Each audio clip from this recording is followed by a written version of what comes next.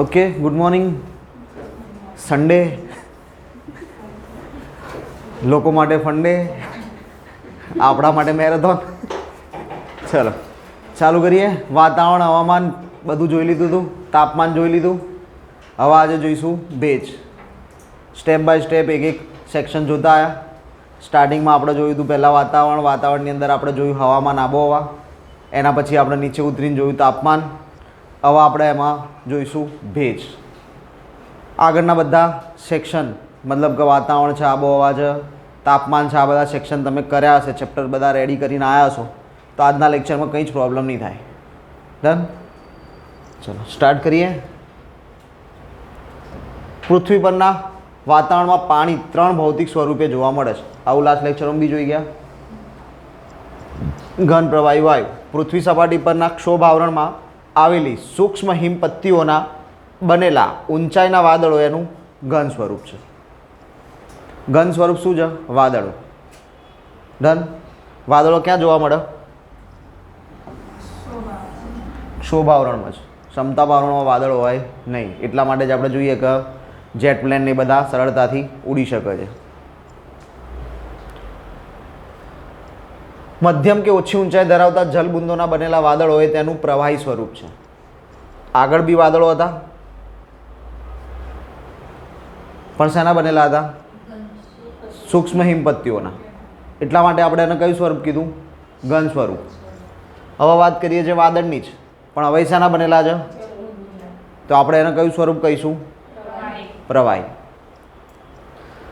ત્યાંની નીચેની હવામાં વ્યાપક સ્વરૂપે રહેલી પાણીની વરાળ એ વાયુ સ્વરૂપ. ડન? તો ત્રણેય વસ્તુ એકની એક જ થઈ. આપણે એ જોયું હતું પહેલાં કે પાણીની શું બને? વરાળ. વરાળ ગરમ હોય એના કારણે ઉપર ચડે, ઉપર ચડીને એનું ઘનીભવન થાય, અને ઘનીભવન થઈને શું બને? વાદળ બને. તો આપણે એ જ જોઈએ છે કે નીચે સૌ પ્રથમ વરાળ છે, તો એ પાણીનું કયું સ્વરૂપ છે? વાયુ સ્વરૂપ. ત્યાંથી ઉપર જશે, જલબુંદોમાં રચાશે, તો જલબુંદોના પ્રવાહી સ્વરૂપમાં આપણે એને લઈશું. ત્યાંથી હજી ઉપર ચડ્યું તો હજી ઠંડુ થશે, તો શું થઈ જશે? હિમપત્તી થઈ જશે. તો આપણે એને શેમાં લઈશું? ઘન સ્વરૂપમાં. બરફ ઘન કહેવાય, તો હિમપત્તી બરફ જેવું જ છે, તો એ શું છે? ઘન સ્વરૂપ. ડન? તો 3 વસ્તુ પાણીનું, બાષ્પીભવનથી લઈને વાદળ સુધી 3 અવસ્થા આપણે જોઈ: વાયુ, પ્રવાહી અને ઘન. પાણીની વરાળ રંગહીન, સ્વાદહીન, વાસ રહિત છે. ડન? પાણી રંગીન છે? પાણી રંગીન છે? હા કે ના? તો કયો રંગ છે એનો? પાણી રંગહીન છે, બરાબર, એનો કોઈ રંગ નથી. સ્વાદહીન છે? સ્વાદ આવે કે ખારું ખારું પાણી લાગે, મીઠું મીઠું પાણી લાગે, આવું થાય? સંતુષ્ટિ થાય, પણ સ્વાદ આવે? સંતુષ્ટિ થાય એમ કે આ પાણી પીધું તો સંતુષ્ટિ. પેલું ફ્રીજમાંથી પકાડીને ઠંડુ ઠંડુ પાણી પીએ તો કે ગમે એટલું ઠંડુ પાણી પીએ સંતુષ્ટિ નહીં મળતી. માટલાનું 1 ગ્લાસ પાણી પીએ ને તો સંતુષ્ટિ મળે છે. સંતુષ્ટિ થાય, પણ સ્વાદ આવે? વાસ રહિત છે. ડન? એવું ના કહેતા સાહેબ લાઈનમાં ભંગાણ પડ્યું હોય તો અવારવારમાં પાણી આવે, એમાં વાસ આવે. બરાબર? એની વાત નહીં થતી અહીંયા. સામાન્ય રીતે પાણીની વાસ હોય. ડન?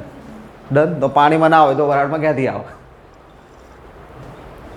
પૃથ્વી પરના વાતાવરણમાં બધે ભેજ સિવાય અન્ય વાયુઓનું પ્રમાણ એક સરખું હોય છે. મતલબ નાઇટ્રોજન, ઓક્સિજન, કાર્બન ડાયોક્સાઇડ ને બધું ઓલમોસ્ટ એક સરખું જોવા મળે, પણ ભેજ એક સરખો હોતો નથી. સ્થળ, ઋતુ, સમય અને તાપમાનની પરિસ્થિતિ મુજબ ભેજનું પ્રમાણ ઓછું વધતું થયા કરે છે. કઈ કઈ કન્ડિશન્સ છે? સ્થળ, અમદાવાદ ને દિલ્હી બદલાઈ ગયા તો બદલાઈ ગયું. ઋતુ, શિયાળો, ઉનાળો, ચોમાસું બદલાઈ ગયા તો બદલાઈ ગયું. સમય, દિવસ અને રાત બદલાઈ ગયું, ચેન્જ. તાપમાન 20 ડિગ્રી 30 ડિગ્રી, ચેન્જ. ભેજનું પ્રમાણ પણ કેવું થતું રહેશે? પ્લસ માઇનસ થતું જ રહેશે. પૃથ્વી સપાટીથી જેમ જેમ ઊંચે જઈએ તેમ તેમ ભેજનું પ્રમાણ શું થાય? ઘટે. જેમ જેમ પૃથ્વી સપાટીથી ઉપર જઈએ તેમ તેમ તાપમાન કેવું થાય? તાપમાન લાસ્ટ લેક્ચર જોયો ને, તાપમાન શું થાય? ઘટે. ડન? તાપમાન ઘટવાનું કારણ શું હતું? ચલો બીજી રીતે, હવા કેવી થતી જાય? પાતળી થતી જાય. ડન? પ્રેશર વધક ઘટે, પ્રેશર બી ઘટી જાય. ડન? પૃથ્વી સપાટીથી 10 થી 12 કિલોમીટરની ઊંચાઈ પછીના વાતાવરણમાં ભેજ લગભગ જોવા મળતો નથી. ભેજ આપણને ક્યાં સુધી જોવા મળે? 10 થી 12 કિલોમીટર સુધી, એટલે કે ક્ષોભ આવરણમાં જ ભેજ જોવા મળશે. પૃથ્વી સપાટીના 71% વિસ્તારમાં સમુદ્રો ફેલાયેલા છે, જે ભેજ મેળવવા માટેના મુખ્ય સ્ત્રોત છે. ભેજ ક્યાંથી મળે છે? સમુદ્રમાંથી. કારણ શું? ભેજ આપણે જોયું, ભેજના 3 અવસ્થા જોઈ લીધી, વરાળ, પ્રવાહી અને વાયુ. તો વરાળ, પ્રવાહી, વાયુ બધું વરાળના કારણે જ ઉદ્ભવ્યું. વરાળ ક્યાંથી ઉદ્ભવી? પાણીથી. પાણી ક્યાં મળે? મહાસાગરો. તો મુખ્ય સ્ત્રોત કયો? મહાસાગરો. આ સિવાય ભીના જમીન વિસ્તારો, નદીઓ, સરોવર વગેરે પૂરક જળભંડારો છે. કેવા છે? પૂરક છે. બહુ ઓછા પ્રમાણમાં ત્યાંથી પણ વરાળ ક્રિએટ થશે. આ જળભંડારોમાંથી સતત બાષ્પીભવન થવાથી હવામાં ભેજ ઉમેરાતો જાય છે. બાષ્પીભવનની ક્રિયા જ હવામાં શું ઉમેરાવશે? ભેજ. ઇટ મીન્સ કે જેટલું બાષ્પીભવન વધારે એટલો ભેજ વધારે.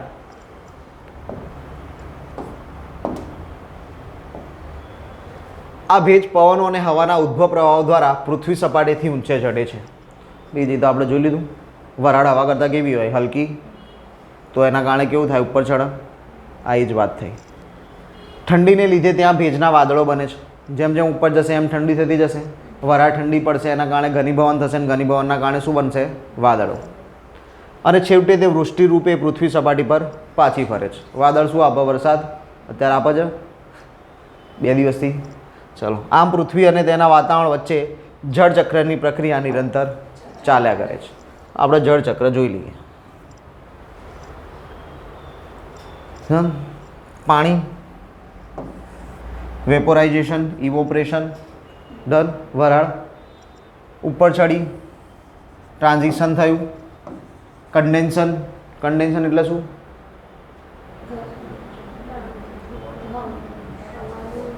ઉષ્ણતા ગમન, ઉષ્ણતા વહન, ઉષ્ણતા નયન. શું હતું? ગમન. કન્ડેન્સન થયું, કન્ડેન્સનથી વાદળો બંધાયા, ટ્રાન્સફોર્મેશન. પછી શું થયું?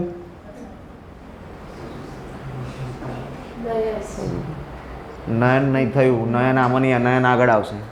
ચલો, વાદળો ઘનીભવન થવાના કારણે વધારે પડતા ઠરી ગયા, પછી શું થશે? વરસાદ. વરસાદ થયો, પાણી પાછું જમીનમાં. ડન. તો આખી સાયકલ પૂરી થઈ. અહીંયાથી ચાલુ થયું હતું ને અહીંયા પાછું ફરીને પાછું આવ્યું. આને કહેવાય જળચક્ર. આ આપણે સ્કૂલથી ભણતા આવ્યા છીએ. આમાં કંઈ નવું જોવાનું હોતું નથી. ચલો, વાતાવરણમાં રહેલા ભેજનું પ્રમાણ જાણવા માટે હાઇગ્રોમીટર નામના સાધનનો ઉપયોગ થાય છે. એને ટકામાં મપાય છે. શેમાં માપવામાં આવે? ટકામાં, પર્સન્ટેજમાં. જો આ હાઇગ્રોમીટર એક આપ્યું છે, અહીંયા લખ્યું છે ડ્રાય, પરફેક્ટ, હ્યુમિડ. અલગ અલગ આપ્યું છે અને માપ લખ્યા છે કે ભાઈ આટલું હોય, આટલા સુધી હોય તો આના ડ્રાય વાતાવરણ કહેવાય, આટલા સુધી હોય તો પરફેક્ટ છે, આટલા સુધી હોય તો હ્યુમિડ વાતાવરણ છે. પછી બીજી બાજુમાં તમને જોવા મળે, જો આ થાંભલા ઉપર લગાવ્યું છે, આજુબાજુમાં પાંદડા જોવા મળે છે, એટલે ક્યાં લગાવેલું છે? બહાર, ખુલ્લા વાતાવરણની જોડે. તો ખુલ્લા વાતાવરણની જોડે લગાવેલું હોય તો હવે નવું થઈ ગયું, ડિજિટલ બી આવી જાય, આંકડામાં બી બતાવે છે. ડન. મપાય છે એમાં પર્સન્ટેજમાં, આ પર્સન્ટેજ લખેલા છે. ડન. તો કે આટલી હ્યુમિડિટી છે એ વસ્તુ દર્શાવે છે. બીજું એ સિવાય આપણી જોડે એક આવું બી છે, ડ્રાય અને વેટ, બે ટ્યુબ અલગ અલગ હોય. ડન. બે અલગ અલગ ટ્યુબ પ્રમાણે નક્કી થાય કે ડ્રાય છે કે વેટ છે. એ આપણે થર્મોમીટર જેવું જ. આ બે શું છે? થર્મોમીટર જ છે. પણ ડ્રાય માટે અલગ, વેટ માટે અલગ. વેટ માટે શું થાય? પાણીમાં એક છેડો ડુબાડેલો રાખવામાં આવે, એના આધારે વેટની ખબર પડે. અને ડ્રાયની અંદર છેડો ડુબાડેલો ના હોય, ખુલ્લો હોય વાતાવરણમાં. ડન. એ રીતે બે અલગ અલગ વસ્તુ રાખવામાં આવે. એટલે આવી રીતે હાઇગ્રોમીટર કેવું છે? જુદું જુદું છે. બધા પોતપોતાની રીતે પોતાની અનુકૂળતા પ્રમાણે નક્કી કરે છે. અલગ અલગ હાઇડ્રોમીટર્સ છે. ભેજનું મહત્ત્વ. ભેજ ઇમ્પોર્ટન્સ કેમ છે આપણા માટે? પૃથ્વી પરના વાતાવરણમાં ભેજનું પ્રમાણ 2%થી ઓછું છે, તેમ છતાં આપણા માટે ઇમ્પોર્ટન્ટ છે. કેટલા ટકાથી ઓછું હોય ભેજનું? વાતાવરણમાં ભેજ કેટલો? 2%થી ઓછો, 2%થી પણ ઓછું. ડન. તેમ છતાં આપણા માટે ઇમ્પોર્ટન્ટ. કારણ શું? હવામાન અને આબોહવાની પરિસ્થિતિનું નિર્માણ કરે. હવામાન આબોહવા માટે ઇમ્પોર્ટન્ટ વસ્તુ આવી ભેજ. પૃથ્વી અને વાતાવરણને ગરમ કરવામાં તેમજ ઠંડા પાડવામાં હવામાં રહેલા ભેજનો વિશેષ ફાળો છે. ડન. ભેજના કારણે હવામાનમાં પરિસ્થિતિમાં ચેન્જીસ આવશે. ઠંડુ ગરમ વાતાવરણ અલગ અલગ વર્તાશે. માનો કે વરાળ વધારે હોય તો બાષ્પીભવનનો દર વધારે હોય એ સમયે તમે સમુદ્ર ઉપર જાઓ તો કેવું વાતાવરણ અનુભવાય? ગરમ. ઓછો હોય તો ઠંડુ. તો ઇમ્પેક્ટ કરી ભેજે. કારણ શું? જેટલી વરાળ વધારે હશે એટલો ભેજ વધારે હશે. ઇમ્પેક્ટ કરે છે. ચલો. ભેજ સૂર્યની ગરમીનું શોષણ કરે છે અને પૃથ્વીની ગરમીનું નિયમન કરે છે. સૂર્યની ગરમી શોષી લે એના કારણે શું થાય છે? પૃથ્વી સપાટી ઉપર ભેજ મતલબ ગરમીનું પ્રમાણ નિયંત્રિત રહે છે. વાતાવરણના ચાલક બળ તરીકે પણ ભેજ કામ કરે છે. વાતાવરણનું ચાલક બળ છે. ભેજ ના હોય તો વાતાવરણ ચાલે તો કે ના ચાલે? ભેજ જોઈએ. ભેજ હોય તો વાતાવરણ પ્રોસેસ કરશે. ભેજમાં રહેલી ગુપ્ત ગરમી. ગુપ્ત ગરમી ઇંગ્લિશમાં શું કહીશું? લેટેન્ટ હીટ. આ ઇંગ્લિશ યાદ રાખજો. ડન. જીપીએસસી જેવી પરીક્ષાની અંદર ગુજરાતીમાં લેટેન્ટ હીટ લખીને જ આપશે. ગુપ્ત ગરમી નહીં લખેલી હોય. ગુજરાતી શબ્દ વાપર્યો છે પણ લખ્યું શું હશે? લેટેન્ટ હીટ. તો યાદ રાખજો. ભેજનું ઘનીભવન થતાં મુક્ત થાય છે. ભેજની અંદર રહેલી ગરમી મુક્ત ક્યારે થશે? કે જ્યારે એનું ઘનીભવન થશે, વાદળમાં ટ્રાન્સફોર્મેશન થશે ત્યારે શું થશે? ગરમી છૂટી પડશે. પરિણામે હવાના તાપમાનમાં વધારો થાય છે. વાદળ બંધી જશે તો તાપમાન વધશે અને વાતાવરણમાં અસ્થિરતા પેદા થાય છે. હવે સિમ્પલ વસ્તુ છે. ભેજે ગરમી શોષીને રાખી હતી, વાતાવરણને નિયંત્રિત કરી રાખ્યું હતું, પણ હવે ભેજ રહ્યો નહીં ને. ભેજ તો શું થઈ ગયો? વાદળ. તો હવે ભેજ જતો રહ્યો, ગરમી છૂટી પડી ગઈ તો ગરમી વાતાવરણમાં ભળશે, અસ્થિરતા પેદા કરશે. વાતાવરણીય વિક્ષોભ, ચક્રવાત વગેરે હવામાં રહેલા ભેજને કારણે જ ઉદ્ભવે છે.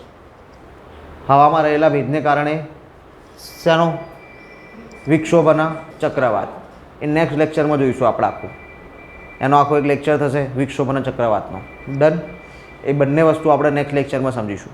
પણ એ બંને શેના માટે થવા માટે જવાબદાર શું છે? ભેજ. એટલે એ બે પહેલાં આપણે આજે ભેજ ભણી રહ્યા છીએ. ડન. વાતાવરણ પૃથ્વી સપાટીએથી ભેજ લે છે, સંગ્રહ છે અને યોગ્ય પરિસ્થિતિ મળતા તે પણ પરત કરે છે. થયું જ ને? બાષ્પીભવન થયું હતું, ફરી પાછું પાણી સ્વરૂપે પાછું આવ્યું. આપણે તેને ઝાકળ, ધુમ્મસ, વાદળ, વૃષ્ટિ, કરા વગેરે સ્વરૂપમાં જોઈએ છીએ. ડન. જે ભેજ હતો એ બધો પાછો આવ્યો અલગ અલગ સ્વરૂપે. વાતાવરણમાં રહેલો ભેજ પૃથ્વી પરની સમગ્ર જીવસૃષ્ટિ માટે પણ મહત્ત્વનો છે. જીવન શક્ય ના થાય. આ જીવસૃષ્ટિને જરૂરી પાણી હવામાં રહેલા ભેજનું ઘનીભવન અને વૃષ્ટિ થવાથી મળી રહે છે. સિમ્પલ છે. વરસાદ ના પડે તો આપણી હાલત શું થાય? બોલો શું થાય?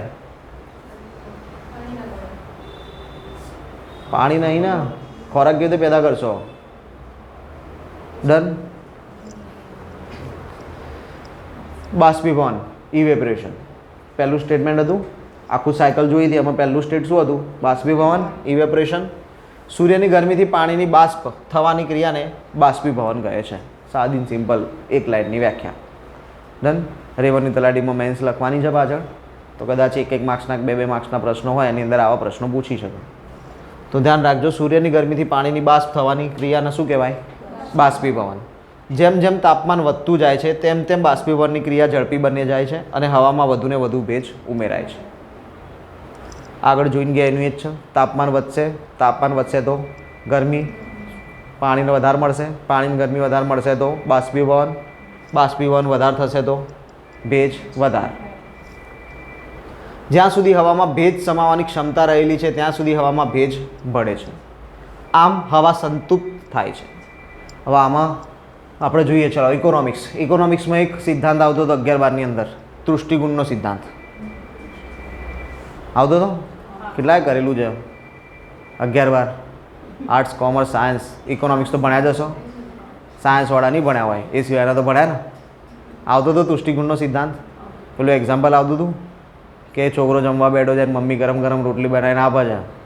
એક રોટલી પૂરી થતાં તો બૂમ પડી જાય, મમ્મી રોટલી આપો. બીજી રોટલી પૂરી થાય તો મમ્મી ત્રીજી રોટલી લઈને આવતી હોય ત્યારે જ બૂમ પડે. ત્રીજી રોટલી પૂરી થાય તો ચોથી રોટલી આવી ગઈ હોય, બૂમ પડે જ નહીં. અને પછી 5મી રોટલી માટે કંઈ નહીં, પછી મમ્મી પરાણે કહેવું પડે કે આટલી ખાઈ જાવ. તો શું છે? તૃષ્ટિગુણનો સિદ્ધાંત છે. જેમ મળતું ગયું એમ એમ સંતૃપ્તતા વધતી ગઈ, સંતોષ થતો ગયો. ડન. તો અહીંયા બી એવી વાત કરવામાં આવી છે. પહેલું લાઈન ફરી વાંચીએ. હવામાં ભેજ સમાવવાની ક્ષમતા રહેલી છે. મતલબ શું? હવાની કંઈક કેપેસિટી, જેમ આપણી એક્ઝામ્પલમાં જોયું કે ખાવાની કેપેસિટી, કે ભાઈ છોકરાની કેપેસિટી 5 એક રોટલી ખાવાની છે, તો એ કેપેસિટી થઈ એની. તો અહીંયા બી એવી જ વસ્તુ છે. હવાની બી એક કેપેસિટી છે કે આટલી લિમિટમાં જે ભેજ સંગ્રહી શકશે, વધારે લિમિટેશન્સ નથી. તો એની જ વસ્તુ છે કે હવામાં સંતૃપ્ત થશે, ભેજ મળશે એટલે હવા શું થઈ જશે? સંતૃપ્ત. સંતોષ થયો, રોટલી ખાધી, ભૂખ લાગી હતી, રોટલી ખાધી છે તો સંતૃપ્ત થયો. તો અહીંયા બી હવા ભેજ મળશે તો શું થશે? સંતૃપ્ત. ત્યાં સુધી બાષ્પીભવનની ક્રિયા ચાલુ રહેશે. ડન. જ્યાં સુધી પેટની ભૂખ સંતોષાય નહીં ત્યાં સુધી રોટલી ખાવાનું ચાલુ રહે. તો એમ અહીંયા એવું રહેશે કે હવામાં ભેજ જ્યાં સુધી લેવાની ક્ષમતા છે, જ્યાં સુધી પૂરેપૂરો ભેજ નહીં લઈ લે ત્યાં સુધી શું ચાલુ રહેશે? બાષ્પીભવન ચાલુ રહેશે. બાષ્પીભવનની તીવ્રતાનો આધાર મુખ્યત્વે તાપમાન, હવાની શુષ્કતા અને પવનની ગતિ પર રહેલો છે. ડન. ડિપેન્ડ કરશે આ બધી વસ્તુ. ગરમી વધારે ઓછી રાખવા માટે, તાપમાન વધારે ઓછું રાખવા માટે. આગળ લાસ્ટ લેક્ચરમાં આપણે તાપમાનમાં બધું જોઈ ગયા. ગરમ અને સૂકી હવામાં ભેજ ધારણ કરવાની ક્ષમતા વધુ, પરિણામે તે બાષ્પીભવનની તીવ્રતામાં વધારો કરે. સામાન્ય લોજિક છે, કંઈ યાદ રાખવાની જરૂર નહીં. એમને એમ સ્ટેટમેન્ટ વાંચો તો બી ખબર પડી જાય કે સાચું છે. જળ ભંડારોની ઉપલી સપાટી પર થઈને વાતા પવનો ભેજને સાથે લઈને આગળ વધે છે. સિમ્પલ છે. બાષ્પીભવન થયું હશે તો વરાળ પાણીની સપાટીની જોડે જશે, ત્યાં થઈને વાતા પવનો ભેજને જોડે લઈને ફરશે. આમ પવન બાષ્પીભવનની તીવ્રતામાં વધારો કરે છે. હવે સિમ્પલ વસ્તુ છે કે અહીંયા વરાળ હતી તો એના કારણે ભેજ ઓછો થશે, મતલબ વધારે વધવાની દે ને, એ વરાળ બીજી વરાળનું સ્થાન નહીં લઈ શકે. પણ વસ્તુ કેવી થઈ? પવન આવ્યો, એ વરાળ ત્યાંથી જતી રહી, એટલે હવે ફરી પાછું ગરમ થશે પાણી, ફરી બાષ્પીભવનમાં વરાળ પેદા થશે. તો એની તીવ્રતામાં શું કર્યો? વધારો. ફરી એની સાયકલ. ડન. ઇવેપરેશન ઇમ્પોર્ટન્ટ વસ્તુ હાલ આપણે જે જોઈએ. શિયાળા કરતાં ઉનાળાની ઋતુમાં બાષ્પીભવન વધારે. શિયાળા કરતાં બાષ્પીભવન ક્યારે વધારે થાય? ઉનાળામાં. વિષુવવૃત્તીય પ્રદેશોમાં સૌથી વધુ બાષ્પીભવન થાય. સૌથી વધુ બાષ્પીભવન ક્યાં હોય? વિષુવવૃત્ત ઉપર. 0 ડિગ્રી અક્ષાંશ, સૂર્યના કિરણો સીધા પડે, ગરમી સૌથી વધારે, પાણીનો જથ્થો સૌથી વધારે, તો બાષ્પીભવન પણ સૌથી વધારે. વિષુવવૃત્ત પ્રદેશમાં સૌથી વધુ બાષ્પીભવન થાય, જ્યારે ધ્રુવ પ્રદેશમાં ઘણું ઓછું. ધ્રુવ પ્રદેશ ત્રાંસા કિરણો, બરફથી ઢંકાયેલો, જમીન પ્રદેશ થોડી વધારે, તો ત્યાં બાષ્પીભવન ઓછું. ચલો હવે બે મહત્વના સ્ટેટમેન્ટ છે. નિરપેક્ષ આર્દ્રતા અને સાપેક્ષ આર્દ્રતા. ડન. આગળ જતાં પહેલાં હું અહીંયા સમજાવી દઉં તમને નિરપેક્ષ આર્દ્રતા શું, સાપેક્ષ આર્દ્રતા શું. ડન.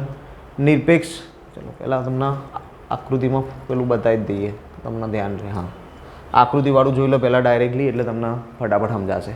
હું કહું એના કરતાં બતાવીને કહું. ચલો, સાપેક્ષ આર્દ્રતા ટકાવારીમાં દર્શાવાય. અહીંયા સાપેક્ષ આર્દ્રતામાં તમે જોઈ શકો છો કેટલી લખેલી છે? 50%.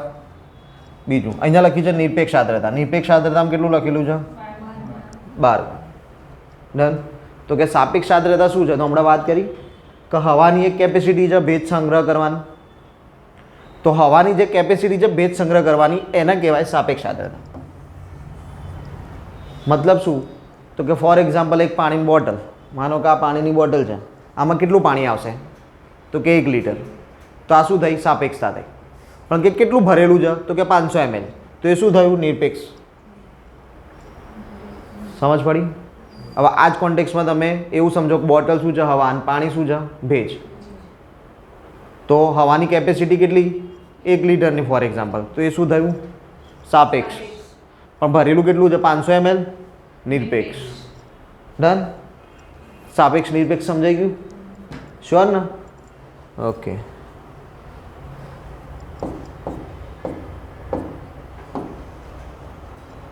ચલો, કોઈ પણ સમયે નિશ્ચિત કદની હવામાં ખરેખર સમાયેલા ભેજના પ્રમાણને નિરપેક્ષ આર્દ્રતા કહે છે.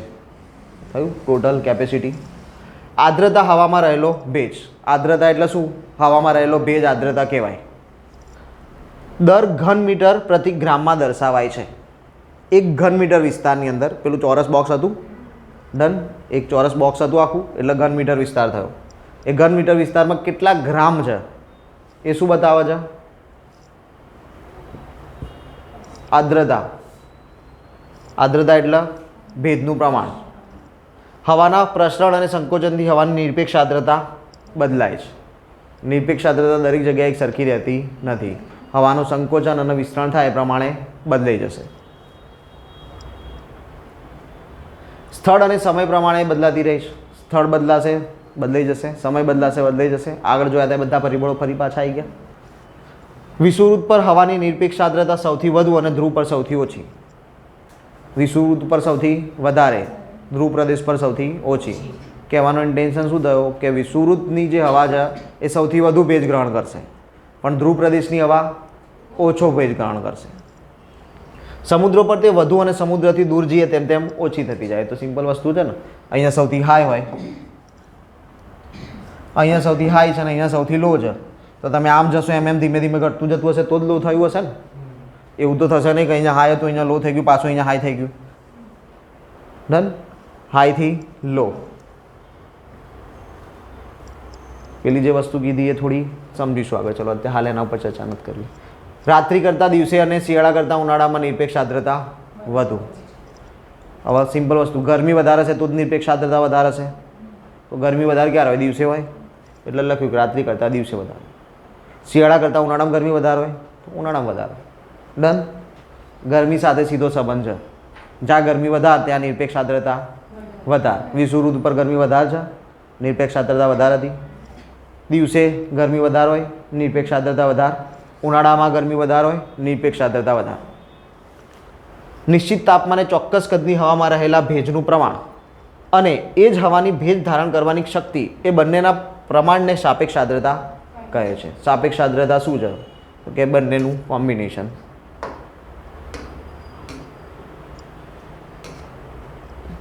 સાપેક્ષ આર્દ્રતા. નિશ્ચિત તાપમાને ચોક્કસ કદની હવામાં રહેલો ભેજ. આપણે વાત કરી બોટલમાં 500 ml છે એ વાળી વાત. એ જ તાપમાને તેટલા જ કદની હવામાં ભેજ ગ્રહણ કરવાની ક્ષમતા. ટોટલ કેપેસિટી કેટલી હતી? 1 લીટર. તો નીચે 1 લીટર કોની જોડે ગુણાય છે? આને શું કહીશું? સાપેક્ષ આર્દ્રતા. શેમાં મપાય છે? નિરપેક્ષ આર્દ્રતા ઘન મીટરમાં અને સાપેક્ષ આર્દ્રતા ટકાવારીમાં. ડન. આપણે જોયું હતું કેટલું સમાઈ શકે, ટોટલ કેપેસિટી કેટલી, તો કે આખામાં 12 ગ્રામની કેપેસિટી છે, પણ હવે આખામાં કેટલા ટકા છે એ હોય તો સાપેક્ષ આર્દ્રતા. ડન. એટલા માટે ટકાવારીમાં શેના વડે ગુણવાનું હોય?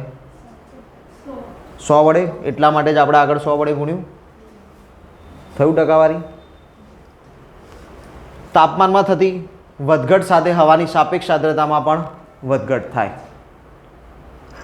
વહેલી સવારે અને રાત્રે તાપમાન નીચું રહેતું હોવાથી સાપેક્ષ આર્દ્રતા વધુ. ડન. ભેજ વધારે રહેશે. બપોરે તાપમાન વધુ રહેતું હોવાથી સાપેક્ષ આર્દ્રતા ઓછી. ડન. હવે અહીંયા તમને સીધું ખબર પડે વાઇસ વર્ષા થાય છે. દિવસે નિરપેક્ષ આર્દ્રતા વધારે હતી, દિવસે સાપેક્ષ આર્દ્રતા કેવી થઈ ગઈ? ઓછી. ડન.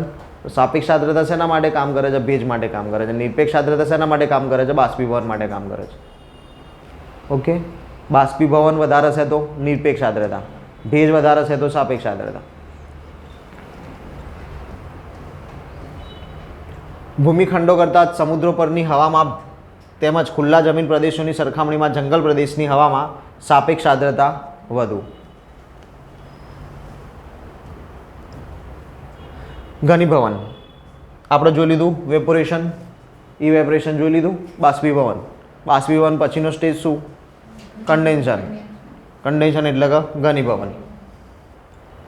હવાનું તાપમાન ઝાકળ બિંદુ એટલે કે ડ્યુ પોઈન્ટથી નીચું જાય છે ત્યારે હવામાં રહેલો વધારાનો ભેજ ઠરે છે અને તે પાણીના ટીપા કે બરફની પત્તીઓમાં ફેરવાય છે. ડ્યુ પોઈન્ટ એટલે શું?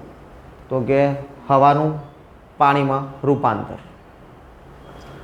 આ પ્રમાણે હવામાં રહેલો ભેજ એના વાયુ સ્વરૂપમાંથી પ્રવાહી કે ઘન સ્વરૂપમાં ફેરવાય છે ત્યારે તે ભેજ ઠરવાની ક્રિયાને ઘનીભવન કહે છે.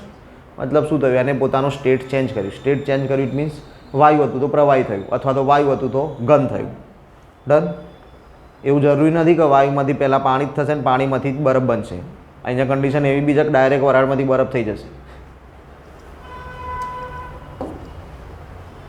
ફરી પાછો એનો જ ફોટો છે. આપણે ઇવોપરેશન કામનું હતું. હવે કન્ડેન્સેશન. જ્યારે હવા બરાબર ઠંડી થાય છે અને તેનું તાપમાન ઝાકળ બિંદુથી નીચું જાય છે ત્યારે જ ઘનીભવનની ક્રિયા થાય છે. ઘનીભવન થવા માટે મસ્ટ ઇમ્પોર્ટન્ટ શું? Dew point. ડ્યુ પોઈન્ટ સુધી હવા પહોંચશે તો જ ઘનીભવન સ્ટાર્ટ થશે, અધરવાઇઝ નહીં થાય. હવામાં તાપમાનની બદલાતી પરિસ્થિતિ મુજબ ઘનીભવનના વિવિધ સ્વરૂપો તૈયાર થયા છે. અલગ અલગ સ્વરૂપ છે ઘનીભવનના, જેમ કે ઝાકળ, હિમ, ધુમ્મસ, વાદળ અને વરસાદ. આ બધા સ્વરૂપ શેના છે? ઘનીભવનના. સમગ્ર જીવસૃષ્ટિ પર પ્રત્યક્ષ કે પરોક્ષ રીતે અસર કરે છે. સિમ્પલ વસ્તુ છે. ઘણી વખત આપણે જોઈએ ઘઉંના પાક માટે જરૂરી શું હોય? ઝાકળ. તો આવું બધું હોય ઇમ્પોર્ટન્ટ. અને અમુક પાક માટે ઝાકળ ખરાબ છે, ઝાકળ પડી તો પાક નષ્ટ થઈ જશે. ડન. તો જીવસૃષ્ટિ ઉપર પરોક્ષ અથવા તો પ્રત્યક્ષ ઇમ્પેક્ટ આપશે. પહેલું છે ઝાકળ, ડ્યુ. પૃથ્વી સપાટીની નજીકની હવામાં રહેલો ભેજ પૃથ્વી સપાટીના ઠંડા ભાગો કે પદાર્થો ઉપર પાણીના ટીપા રૂપે ઠરે એને શું કહેવાય? ઝાકળ. સાદી સિમ્પલ વ્યાખ્યા આપી દીધી છે કે સપાટીની નજીકની હવામાં રહેલો ભેજ ઠંડા ભાગો કે પદાર્થો ઉપર શું થઈ જાય છે? ઠરી જાય છે. કયા સ્વરૂપે? પાણીના ટીપા સ્વરૂપે. એના આપણે શું કહીએ છીએ? ઝાકળ. જમીન વિસ્તારો રાત્રે ઝડપથી ઠંડા પડે ત્યારે એના સંપર્કમાં રહેલી હવા પણ ઠંડી થાય છે. આ કન્ડિશન શું? આગળની કન્ડિશન હવે વિચારીએ. ભૂતકાળમાં આપણે જે ભણી ગયા રેગ્યુલર પ્રોસેસ શું થતી હતી? દિવસે જમીન ગરમ હોય, પછી ધીમે ધીમે રાત્રે ઠંડી થઈ જતી હતી. ડન. એટલે દિવસે જમીન ગરમ હોવાના કારણે એના સંપર્કમાં આવતી હવા ગરમ થતી હતી, અને હવા ગરમ થાય એટલે શું થાય? ઉપર ચડે, અને ઉપર રહેલી ઠંડી હવા શું થતી હતી? નીચે આવતી હતી. ડન. સેમ રાત્રે પ્રોસેસ થઈ ગઈ. રાત્રે શું થઈ ગયું? હવા ઠંડી થઈ ગઈ. તો હવે ઉપર ચડશે? તો કે ના, ગરમ હવા હોય તો ઉપર ચડે. ઠંડી હવા રાત્રે સ્થિર રહેશે. જમીન વિસ્તારો રાત્રે ઝડપથી ઠંડા પડે ત્યારે સંપર્કમાં રહેલી હવા ઠંડી. યાદ આવી ગયું આખું સર્ક્યુલર મોશન? હવે આગળનું સમજીએ. આમ ઠંડી પડેલી હવાનું તાપમાન ઝાકળ બિંદુથી પણ નીચું જાય. હવે પ્રોબ્લેમ શું થાય છે? નીચે જ એટલું ટેમ્પરેચર ઠંડુ થઈ જાય છે કે ઝાકળ બિંદુ પર પહોંચી જાય છે, ડ્યુ પોઈન્ટ સુધી પહોંચી જાય છે. તો એના કારણે શું થાય છે? હવામાં રહેલો વધારાનો ભેજ પૃથ્વી સપાટીના ઘન પદાર્થો ઉપર પાણીના ટીપા કે ઝાકળ સ્વરૂપે ઠરી જાય છે. એટલે જ આપણે જોઈએ છીએ 2 વ્હીલર 4 વ્હીલર જે બી શિયાળામાં વહેલી સવારે જોઈએ તો એની ઉપર ઝાકળ જામેલી હોય. ડન. ઘેર કોઈ ગાર્ડનિંગ કર્યું હોય તો ચેક કરજો, પાંદડા ઉપર ને એના ઉપર ઝાકળ જામેલી જોવા મળશે. ડન. અમુક વસ્તુઓ ઉપર તમે બહાર શિયાળામાં કંઈક વસ્તુઓ બહાર રાખી હોય ને સવારે ઉઠીને જઈને ચેક કરો તો શું હોય? ઝાકળ જોવા મળે. તો એનું રીઝન આ છે. ડન. કારણ શું? હવા ઉપર ચડવા માટે હવા કેવી હોવી જોઈએ? પાતળી પ્લસ ગરમ. બે વસ્તુ જોઈએ. ગરમ અને પાતળી હવા હોય તો ઉપર ચડે. પણ હવે શિયાળામાં કેવું થઈ જાય? ગરમ અને પાતળી હવા ઉપર ચડી ગઈ, એના કારણે ઉપરની ઠંડી હવા નીચે આવી ગઈ છે, અને હવા રાત પડી ગઈ. તો હવે તો હવા ઉપર ચડવાથી રહી, તો એ ત્યાં જ ઠરી ગઈ. એના કારણે આ કન્ડિશન ક્રિએટ થઈ. ડન. હવામાં રહેલો પૂરતો ભેજ, સ્વચ્છ આકાશ, આ બધા યાદ રાખજો. આગળના દરેકે દરેક પોઈન્ટમાં આ બધી વસ્તુ લાગશે. ભેજ, સ્વચ્છ આકાશ, શાંત હવામાન અને શિયાળાની લાંબી રાત્રિ વગેરે ઝાકળ બનવા માટે આદર્શ સંજોગો છે. ક્યારે ક્યારે કારણો ઝાકળ બનવા માટે જરૂરી છે? તો આ બધા જ કારણોના આધારે ઝાકળ બનશે. આકાશ સ્વચ્છ છે, શાંત હવામાન છે. શિયાળાની રાત્રે કેવું ભયાનક લાગે ને, 10 વાગે કૂતરું ભસે તો કોઈ બહાર જાય? શાંત વાતાવરણ, હવામાન, બરાબર. રોડથી આપણે કદાચ 500 મીટર દૂર રહેતા હોય તો એ રોડ ઉપર હોર્ન વાગે તો ઘેર સંભળાય. તો એ શાંત હવામાન છે. શિયાળાની લાંબી રાત, શિયાળામાં રાત્રો લાંબી જ હોય. સવાર ક્યારે પડે? તો કે ખબર નહીં. 7 વાગે તો સાહેબ માંડ સુરત દેખાવાનું ચાલુ થાય, અને સાંજે 7 વાગે પહેલાં તો ગાયબ થઈ જાય. તો રાત લાંબી હોય છે. ચલો. શિયાળામાં વહેલી સવારે વૃક્ષોના પાંદડા, ઘાસ અને મકાનો ઉપર ઝાકળ પડેલું સ્પષ્ટ જોવા મળે. ડન. પાંદડા ઉપર ઝાકળ. ચિંતા ના કરો, આગળ હિમપત્તી બી બતાવીશ. ભારતમાં ઘઉં, ચણા અને શાકભાજી વગેરે શિયાળુ પાકો માટે ઝાકળ ઉપયોગી. ડન. કયા કયા પાક છે? ઘઉં, ચણા અને શાકભાજી. શાકભાજીના ઇન્ટેન્શનથી આપણે એને સાઈડ કરવાનું. આપણે બે ખાસ યાદ રાખવાના, કયા? ઘઉં અને ચણા. નેક્સ્ટ છે હિમ, ફ્રોસ્ટ. આ ઇંગ્લિશ નામ યાદ રાખતા જો. ઝાકળને શું કીધું? ડ્યુ. હિમના ફ્રોસ્ટ. હિમ અને ઝાકળ બનવા માટેના સંજોગો એક સરખા છે. જે કારણોથી ઝાકળ બને એ જ કારણોથી શું બનશે? હિમ. પૃથ્વી સપાટી પરના પદાર્થો કેટલીક વાર ખૂબ જ ઠંડા પડી જતા એના સંપર્કમાં આવેલી હવાનું તાપમાન 0 ડિગ્રી સેન્ટીગ્રેડ એટલે કે ઠાર બિંદુથી પણ નીચે ઉતરી જાય છે. પાણી બરફ બનાવવું હોય તો 0 ડિગ્રી, 0 ડિગ્રી પછી બરફ બનવા સ્ટાર્ટ થઈ જાય તો અહીંયા શું થયું? 0 ડિગ્રી થઈ ગયું એટલે હવે શું થઈ જશે? પાણી બરફ બનવાનું ચાલુ. ડન. આગળ શું જોયું?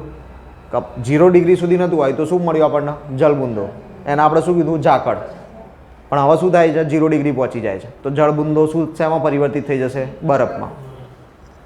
એને આપણે કહીશું હિમ.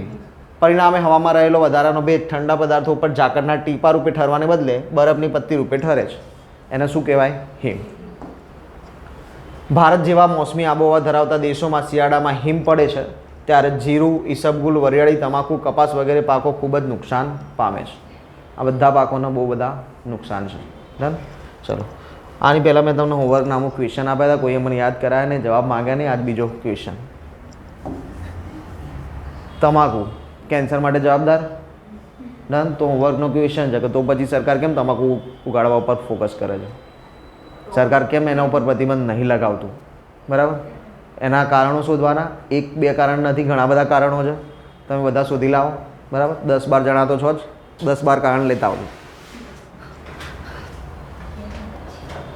ચલો, આ રહ્યું હિમ.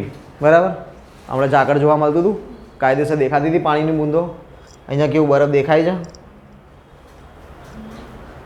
આ ઘાસનો ફોટો છે. આ જમીનનું ઘાસ છે, આટલું આટલું નાનું હોય ને એને ઝૂમ કરીને ફોટો લીધેલો છે. ચલો, ધુમ્મસ, ફોગ. ફ્રોગ નહીં, ફોગ. ચલો, ધુમ્મસ પૃથ્વી સપાટીની નજીકથી હવાનું ઘનીભવનનું સ્વરૂપ છે. તે મોટે ભાગે કોઈક વિસ્તાર પર સ્થિર થયેલું જ હોય છે. ડન. એક જગ્યા ઉપર છે, બીજી જગ્યા ઉપર જશો તો કદાચ નહીં હોય.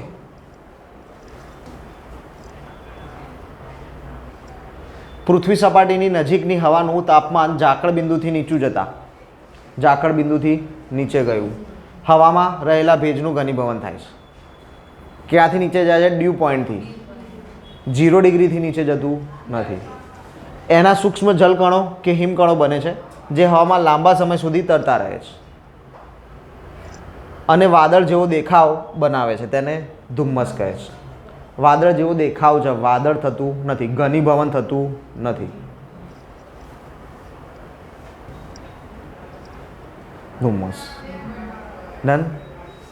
ચોમાસાના સમયમાં તમે થોડું હિલ સ્ટેશનની આસપાસ જાઓ એટલે તમને સારું એવું ધુમ્મસ મળી રહે. બરાબર. પાવાગઢ છે, હાઇટવાળી જગ્યા, સાપુતારા જાઓ, આબુ જાઓ, ગિરનાર જાઓ. ડન. ચલો, એટલે અત્યારે હાલ ક્યાંય નહીં જવાનું હો. હા, સાહેબે કીધું કે લેક્ચરમાં ગિરનાર જાઓ. હેડે આપે તો. ચલો, ઝાકળની જેમ ધુમ્મસ બનવા માટેના અનુકૂળ સંજોગોમાં હવામાં રહેલો પૂરતો ભેજ, એ આગળ હતું એનું જ ભેજ, સ્વચ્છ આકાશ, શાંત હવામાન, શિયાળાની લાંબી રાત્રિ. ચલો, આ કન્ડિશન સમજીએ. ડન. આગળ આપણે જોઈ ગયા છે એની જ વાત છે. ગરમ હવા ઉપર ચડે અને ઉપર રહેલી ઠંડી હવા નીચે આવે. હવે ઠંડી હવા નીચે આવી જાય વસવાટ રહેઠાણ સ્થળો જોડે તો ધુમ્મસ ક્યાં રચાયું? ત્યાંથી થોડું ઉપર. કારણ શું થયું? ઉપર ઠંડી હવા હશે ઓટોમેટિકલી, ગરમ હવા તો ઉપર જઈ રહી છે પણ એનો મતલબ એવો તો નહીં કે ઉપર ગરમ હવા છે. ઉપર બી ઠંડી હવા છે ને, ઉપર ઠંડી હવા છે ને, હવે નીચે બી ઠંડી હવા આવી ગઈ. એટલા માટે વચ્ચે શું રચાયું? ધુમ્મસ. ધુમ્મસથી વાતાવરણ ધુમાડિયું લાગે છે, હવાની દૃશ્યતા ઘટે છે, એક્સિડન્ટ વધારે થાય. વિશ્વના કેટલાક દેશોમાં પરિવહન માર્ગો માટે ધુમ્મસ ખૂબ જ અવરોધક છે? દિલ્હી જિંદાબાદ. બરાબર. વિદેશમાં ક્યાં જવું, આપણે દિલ્હીમાં ફરીએ ને. બરાબર, દેખાય જો ગાડી બી દિલ્હીનો જ ફોટો છે. ગાઢ ધુમ્મસને કારણે વિમાનો ઉડ્ડયન કરી શકતા નથી. ઉદાહરણ એવું કેવું તે કહી દેવાનું કોઈ વિમાન નહીં ઉડતા, આપણી જોડે છે. 1952ના ડિસેમ્બર મહિનામાં લંડનના હિથ્રો હવાઈ મથકે સતત 4 દિવસ સુધી ગાઢ ધુમ્મસ છવાયેલું હતું, એટલે મુસાફરો અટકાઈ પડ્યા હતા, વિમાન ઉડ્યા નહીં. વાદળ, ક્લાઉડ્સ. પૃથ્વી સપાટીથી ઊંચેની હવામાં રહેલું ધુમ્મસ વાદળ તરીકે ઓળખાય છે. ભેજવાળી હલકી હવા ઊંચે જતાં ઠંડી પડે છે, તેમાં રહેલો ભેજ ઠરે છે, ઘનીભવન થયું. ઊંચે ચડતી હવાનું તાપમાન ઝાકળ બિંદુથી નીચું જતાં વધારાના ભેજનું ઘનીભવન થાય છે અને હવામાં આવેલા ભેજગ્રાહી રજકણો ઉપર પાણીના અસંખ્ય જલબુંદો બંધાય છે. જલબુંદો શેની ઉપર બંધાય છે એ ખાસ યાદ રાખવાનું. ડન. જે માટીના ને એના બધા રજકણો ઉડતા હોય છે એના ઉપર જ શું બને છે? જલબુંદો બને છે. ભાઈ એવું ના કહેતા સાહેબ ગુરુત્વાકર્ષણ બળ ખેંચી નહીં લાવતું, એટલા માટે તમને કહી દીધું કે ભાઈ રજકણ છે એટલા માટે નીચે સીધું નહીં પડતું, ત્યાં ચોંટી રહી છે. હવાનું તાપમાન 0 ડિગ્રી સેન્ટીગ્રેડથી પણ નીચું જાય તો રજકણો ઉપર જલબુંદોને બદલે સૂક્ષ્મ હિમપત્તીઓ બંધાય છે. આ જલબુંદો કે હિમપત્તીઓ વજનમાં હલકી હોવાથી હવામાં તરતા રહે છે. વજન કેવો છે? હલકો. એટલે શું થાય છે? હવામાં ફરતા રહે છે. ગુરુત્વાકર્ષણ બળના કારણે ખેંચાઈને જમીન પર આવી જતા નથી. આમ ઉપરની હવામાં પાસે આવેલા અસંખ્ય તરતા જલબુંદો કે હિમપત્તીઓના સમૂહના વાદળ કહે છે. બધા ભેગા હોય તો શું કહેવાય? વાદળ. હવે ઇમ્પોર્ટન્ટ વાદળ 4 પ્રકાર. કેટલા પ્રકારના વાદળ છે? 4 પ્રકારના. તંતુ વાદળ, પડ વાદળ, ઢગ વાદળ અને વર્ષા વાદળ. જોઈએ 4 એક કરીને. જો આકૃતિમાં તમને દેખાય છે એ વસ્તુ ખાસ જોઈ લો. પહેલાં સૌથી ઉપર કયા વાદળ હોય? એનાથી નીચે આવો તો, એનાથી નીચે આવો તો, એનાથી નીચે આવો તો, બસ આ જ સિક્વન્સ છે. સૌથી ઉપર કયા વાદળો મળે? તંતુ વાદળ. એનાથી નીચે પડ વાદળ, એનાથી નીચે ઢગ વાદળ ને એનાથી નીચે વર્ષા વાદળ. એટલે જમીનથી સૌથી નજીક કયા વાદળ હોય? વર્ષા. સૌથી દૂર કયા હોય? તંતુ. ચલો, તંતુ વાદળ. તંતુ વાદળો આકાશમાં લગભગ 10 કિલોમીટરથી ઊંચાઈએથી જોવા મળે છે. જમીનથી કેટલા ઊંચા? 10 કિલોમીટર. ભેજ જોયું તો ભેજ કેટલા સુધી મળે? 10 કિલોમીટરથી 12 કિલોમીટર સુધી આવી ગયું. 10 કિલોમીટર સુધી. આ વાદળો સૂક્ષ્મ હિમપત્તીઓના બનેલા હોય છે. શેના બનેલા હોય? હિમપત્તીઓના. જલબુંદોના હોતા નથી. તેથી તે સૂર્યના પ્રકાશમાં સફેદ પૂણી જેવા લાગે છે અને સૂર્યાસ્ત સમયે રંગીન લાગે છે. ડન. હિમપત્તીઓના કારણે શું થાય? રિફ્લેક્શન. એના કારણે આપણને મસ્ત વ્હાઇટ દેખાય અને સાંજ પડે એટલે શું થઈ જાય? પ્રકાશનું વક્રીભવન. વક્રીભવનના નિયમના કારણે કેવા દેખાય? રંગીન. તંતુ વાદળો વિખરાયેલા પીંછાના સ્વરૂપે જ્યારે પથરાયેલા હોય ત્યારે સારા હવામાનનો નિર્દેશ કરે છે. મતલબ કે દૂર દૂર એક અહીંયા જોવા મળ્યું, એક ત્યાં મળ્યું, આમ છૂટા છવાયા છે, દૂર દૂર છે, તો કેવું હવામાન કહેવાય? સારું હવામાન કહેવાય. પણ ભેગા થઈ ગયા તો ખરાબ હવામાન અથવા તો ચક્રવાતનું આગમન. ડન. ખતરો. બરાબર. આ વાદળો વરસાદ આપતા નથી. તંતુ વાદળને વરસાદ જોડે કહી લેવા દેવા નહીં. પડ વાદળ. જેમ ખારી બિસ્કિટમાં એક પડ ઉપર બીજું પડ ગોઠવાયેલું હોય તેવી જ રીતે આ પ્રકારના વાદળમાં પણ એક પડ ઉપર બીજું પડ ગોઠવાયેલું હોય. એક પડ, બીજું, ત્રીજું, ચોથું. ખારી બિસ્કિટમાં એવું જ હોય ને, એકની ઉપર એક. ખારી બિસ્કિટ નહીં ખાધી? પફ. ચલો. તેવી જ રીતે આ પ્રકારના વાદળમાં પણ એક પર એક પડ ગોઠવાયેલું હોય. તેની વિશિષ્ટ આકાર હોવાથી આ વાદળ પડ વાદળ કહેવાય છે. ડન. એક પડની ઉપર બીજું પડ એટલે એનું નામ શું પડી ગયું? પડ વાદળ. પૃથ્વી સપાટીથી આશરે 10 કિલોમીટરની ઊંચાઈ સુધીમાં આ વાદળો જોવા મળે. પેલામાં શું હતું? 10 થી વધુ. આને શું કીધું? 10 કિલોમીટર સુધી. એટલે જરૂરી નહીં કે 10 કિલોમીટર સુધી જશે. જમીનથી નીચે વર્ષા વાદળની જોડે બી હોય. આ વાદળો વાતાવરણીય વિક્ષોભોની આગાહી કરે છે, જે આપણે નેક્સ્ટ લેક્ચરમાં ભણશું. હવાના ઉપરના થરોમાં એક બાજુથી ગરમ હવાનો પ્રવાહ અને બીજી બાજુથી ઠંડી હવાનો પ્રવાહ એકબીજા ઉપર થઈને આવે તો પળવાદળ જેવો આકાર બને છે. ફોર એક્ઝામ્પલ કે અહીંથી ઠંડી હવા આવે અને અહીંથી ગરમ હવા આવે, બે એકબીજા ઉપર ક્લેશ થાય તો શું બની જાય? પળવાદળનો આકાર બની જાય. નીચા પળવાદળો ધીમો વરસાદ આપે છે, જમીન સપાટી સુધી હોય તો ધીમો, પરંતુ આકાશમાં ચાદરની જેમ પથરાયેલા વધુ ઊંચાઈના પળવાદળો વરસાદ આપતા નથી.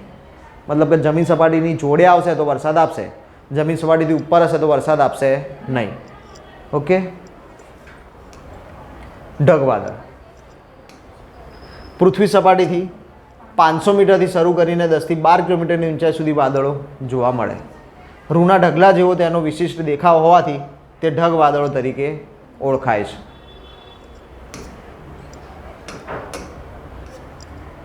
તેનો પહોળો પાયાનો વિસ્તાર પૃથ્વી તરફ અને સાંકડો ટોચ વિસ્તાર ઊંચે આકાશમાં વિસ્તરેલો જોવા મળે છે.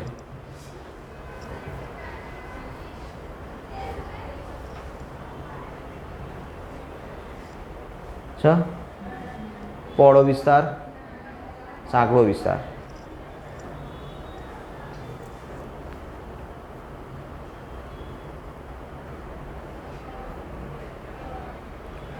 તેનું તળિયેથી ટોચ સુધીનું અંતર સેંકડો મીટર હોય છે. મતલબ આ વાદળની વાત કરે, સપાટીની નહીં. ડન. વાદળની અંદરની જ વાત છે. તળિયાનું ટોચનું અંતર સેંકડો મીટર હોય છે. એમાં એમ જ ઢગ વાદળ નીચેથી ચાલુ કરીને ઉપર સુધી પોતે જ બહુ મોટું હોય છે. એમ દિવસે ગરમ હવાના ઉષ્ણતાનયનના પ્રવાહો. હવે આવ્યું કન્વેક્શન. શું આવ્યું? કન્વેક્શન. ઉષ્ણતાનયન પ્રવાહોથી ઢગ વાદળો વિસ્તરે છે અને રાત્રે તેઓ અદૃશ્ય થઈ જાય છે, રાત્રે દેખાતા નથી. ખૂબ મોટા ઢગવાદળો વર્ષા વાદળમાં ફેરવાઈ જાય છે ત્યારે તે ગાજવીજ સાથે મુશળધાર વરસાદ આપે છે. મુશળધાર વરસાદ પડે છે. કારણ શું? ઢગવાદળ શેમાં ફેરવાય છે? વર્ષા વાદળમાં. તો ધોધમાર વરસાદ આવશે. અત્યારે હાલ ધોધમાર વરસાદ પડે ના, તો શું છે? એ વર્ષા વાદળ છે. આગળ જોઈએ હવે વર્ષા વાદળ. પૃથ્વી સપાટીથી વધુમાં વધુ 2 કિલોમીટરની ઊંચાઈ સુધી આ વાદળો જોવા મળે. અન્ય વાદળોની સરખામણીમાં તે સૌથી નીચા. આ વાદળો ગાજવીજ સાથે ખૂબ જ વરસાદ આપે. આ વાદળો ખૂબ જ ગાઢ, નજીક અને ઘેરા રંગના હોય છે. આકાશ આખું નાખી દે. વર્ષા ઋતુમાં ક્યારેક આખું આકાશ વર્ષા વાદળોથી ઘેરાઈ જાય છે. કાળા ડિબાંગ, સૂર્યનો પ્રકાશ ના આવવા દે. કાળા ડિબાંગ વાદળોથી છવાયેલા આકાશને જોઈને ચોમાસાનો અનુભવ થાય. વૃષ્ટિ. ડન. હવે શું થયું? પહેલાં જોયું ઇવેપરેશન, બાષ્પીભવન. બાષ્પીભવન થયું હતું. ઓકે. ત્યાંથી આપણે કર્યું ઘનીભવન, વાદળા બંધાઈ ગયા. હવે આપણે શું કરવાનું? વરસાદ. હવે વરસાદ લાવીએ. પૃથ્વી સપાટી પરના પાણીનું બાષ્પીભવન થવાથી હવામાં ભેજ ભળે. આ ભેજનું હવામાં ઘનીભવન થઈને તે વિવિધ રૂપે પૃથ્વી સપાટી પર પાછો પડે. એને શું કહેવાય? વૃષ્ટિ. વ્યાખ્યા છે વૃષ્ટિની. ચલો. સામાન્ય રીતે વૃષ્ટિ ઇંચ, સેન્ટીમીટર અને મિલીમીટરમાં મપાય છે. જેમાં માપ્યું એમાં મપાય. એમએમમાં માપ્યું હોય તો એમએમમાં માપો, સેન્ટીમીટરમાં માપ્યું હોય તો સેન્ટીમીટરમાં માપો અને ઇંચમાં માપ્યું હોય તો ઇંચમાં માપો, પણ કિલોમીટરમાં ના મપાય. હા, સાહેબ કે મીટરમાં માપી છે તો ના મપાય ભાઈ, મીટર વરસાદ પડે. ચલો. 1 ઇંચ 2.54 સેન્ટીમીટર 25 મિલીમીટર. આ આખું યાદ રાખજો. 1 ઇંચ 2.54 સેન્ટીમીટર 25 મિલીમીટર. વૃષ્ટિ માપવા વિવિધ પ્રકારના વૃષ્ટિમાપક સાધનોનો ઉપયોગ થાય છે. બે આપણે અહીંયા બતાવ્યા છે. આ બે અલગ અલગ છે. આ શું કરવાનું? જમીનમાં ખોસી દેવાનું. હા, જમીનમાં શું કરી દેવાનું? આના ખોસી દેવાનું. એટલે શું થાય? વરસાદ પડે, આમાં પાણી ભરાઈ રાખે. જેટલું પાણી ભરાયું એટલો વરસાદ પડ્યો. બરાબર. આ બીજું એ જ છે. આમાં શું થાય છે તો કે આ અહીંયા જો ગરણી મૂકી દીધી રાખી. આખા આટલા વિસ્તારમાં જેટલું પાણી પડે બધું ટ્યુબમાં ભરાવવું જોઈએ અને એમાં માપ લખેલું હોય. જેટલું પાણી ભરાયું એટલો વરસાદ પડ્યો. ઓકે. ચોમાસાના સમયની અંદર કંટ્રોલ રૂમ્સ ઊભા કરવામાં આવે સરકાર દ્વારા કે ક્યાં કેટલો વરસાદ પડે છે એની માહિતી મળે. ડન. દર 2-2 કલાકે, દર 4-4 કલાકે, દર કલાકે જેવી જે સમયની કન્ડિશન માહિતી આપવામાં આવતી હોય છે. માપવાનું તો કે શું? એમ કે માનો દર કલાકની વાત છે તો શું કરવાનું? આ પડ્યું હોય બહાર, વરસાદ ચાલુ છે. ઓકે. કલાક પૂરો થયો, ચલો 10 વાગ્યાથી ગણ્યું છે તો 11 વાગે એટલે શું કરવાનું? જે નાન લઈ આવવાનું, લઈને જોઈ લેવાનું કેટલું છે, આટલું ભરાયું છે ઓકે, પછી ખાલી કરી નાખવાનું, ખાલી કરીને પાછું મૂકી દેવાનું, પહેલાં કહી દેવાનું કે આટલો વરસાદ પડ્યો કલાકમાં, પછી ફરી કલાક થાય એટલે ફરી માપવાનું, ફરી જોવાનું. ડન.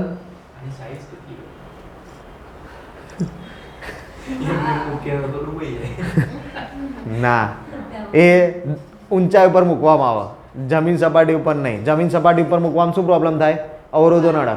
માનો કે બિલ્ડિંગ છે અને નીચે મૂક્યું હોય તો ભાઈ બિલ્ડિંગના કારણે વરસાદ કદાચ ના બી અનુભવાય એટલો, એટલે એને બને ત્યાં સુધી હાઈટ ઉપર રાખવામાં આવે કે જેથી કરીને એનો કોઈ અવરોધ ના નડે, સીધે સીધો વરસાદ એના ઉપર પડી રહે. હા, ધાબે મૂકવાનું. વૃષ્ટિ માપવા વિવિધ પ્રકારના વૃષ્ટિમાપક સાધનો આપણે જોઈ લીધા. આ યાદ રાખજો, 1 ઇંચ બરાબર 2.54 સેન્ટીમીટર ને 25 mm. હા, બધા અલગ અલગ નામ છે એટલે આપણે એનું કોઈ નામ લખ્યું નહીં. 2 સાધન બતાવે, બેના જુદા જુદા નામ અને બધાની કેરેક્ટરિસ્ટિક બી જુદી જુદી. જો આમાં ક્યાંય ગરણી હતી, આમાં સીધો વરસાદ પડ્યો, આમાં ગરણી મૂકી દીધી, આખા આટલા એરિયાનો વરસાદ આટલામાં આ નળીમાં જ આવ્યો, તો એનો અલગ પ્રમાણે માપવો પડે. એ બધું અલગ અલગ હોય. એ અત્યારે હાલ તો હવે ડિજિટલ બી આવી ગયા છે, બરાબર, ફિક્સ કરી દીધેલા હોય, ડિજિટલી ખબર પડી જાય કે આટલું આવ્યું, ક્યાંય જવાનું નહીં, કંઈ ખાલી નહીં કરવાનું, કશું નહીં કરવાનું, ખબર પડી જાય કે આટલો વરસાદ પડે તો.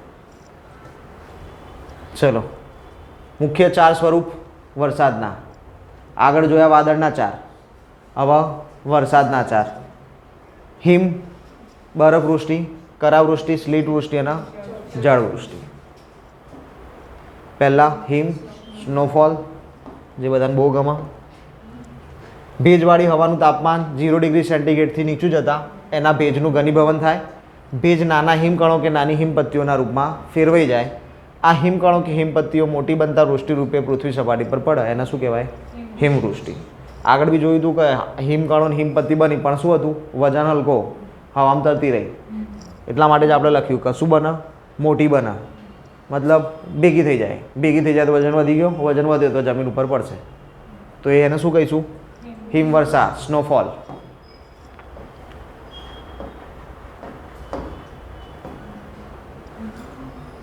નન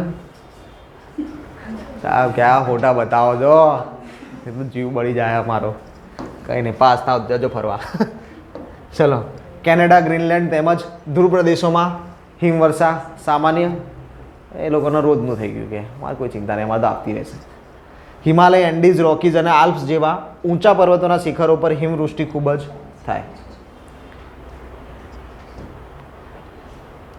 હિમવૃષ્ટિથી જે તે પ્રદેશનું હવામાન ઠંડુ થાય છે અને પવનો દ્વારા તે ઠંડી દૂરના વિસ્તારો સુધી પહોંચે છે.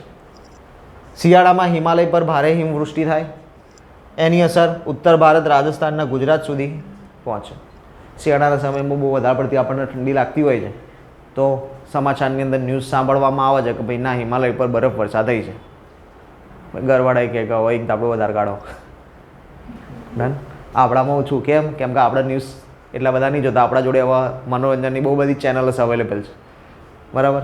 આ ટીવી કોણ જોવો? મોબાઈલ હાથમાં, બરાબર. પણ પહેલાંના સમયમાં નહોતું, તો એ લોકો શેના ઉપર નિર્ભર હતા? સમાચાર ઉપર વધારે ફોકસિંગ હતા. તો એ લોકોને ખબર હોય કે ભાઈ સમાચારમાં જાણકારી મળી કે હિમાલય ઉપર બરફ વર્ષા થઈ, મતલબ કે હવે ઠંડી વધશે, એટલે એડવાન્સમાં તૈયારી કરીને જ રાખે. કરાવવૃષ્ટિ, હેલ સ્ટોન્સ. કરાવવૃષ્ટિ વાદળમાંથી નીચે પૃથ્વી સપાટી તરફ આવતા પાણીના ટીપા ઉષ્ણતા નયનથી ઉદ્ભવેલા ઉદ્ભવ પ્રવાહો દ્વારા ઊંચેની ઠંડી હવાના સ્તરોમાં ધકેલાય છે. કન્ડિશન શું થઈ? એ શું હતું? નીચે આવી રહ્યા હતા પાણીના બુંદો, પણ ઉષ્ણતા નયન, ઉષ્ણતા નયનમાં શું થાય? સ્ટેટ ઉપર વાયુ ક્યાં જાય? ઉપર. પાતળી હવા ઉપર ધકેલાશે, ગરમ હવા ઉપર ધકેલાશે. હવે આના કારણે શું થશે? આ જે નીચે આવે છે એને શું કરશે? ઉપર ધક્કો મારશે. ડન. એને કે તમે ભાઈ તમારે નીચે જવાની જરૂર નહીં, તમે પાછા આવ્યો, બરાબર. પણ પછી એને પાછળવાળો કે ના ભાઈ ના, મારે તો નીચે જ લઈ જવાનો તને. એટલે શું થઈ જાય? ભેગા થઈ જાય બે જણા કે હવે આપણે બે ભેગા થઈને ધક્કો મારીએ. બસ આ ભેગા થવામાં પાણીના બુંદો ભેગા થઈને શું બનાવે? બરફ કરો અને પછી શું થાય વજન વધી જાય એટલે આ કે કંઈક કામ કરો હવે આપણી કેપેસિટી પૂરી હવે જાઓ તમે તમારા નીચે ચલો આકૃતિમાં જોઈએ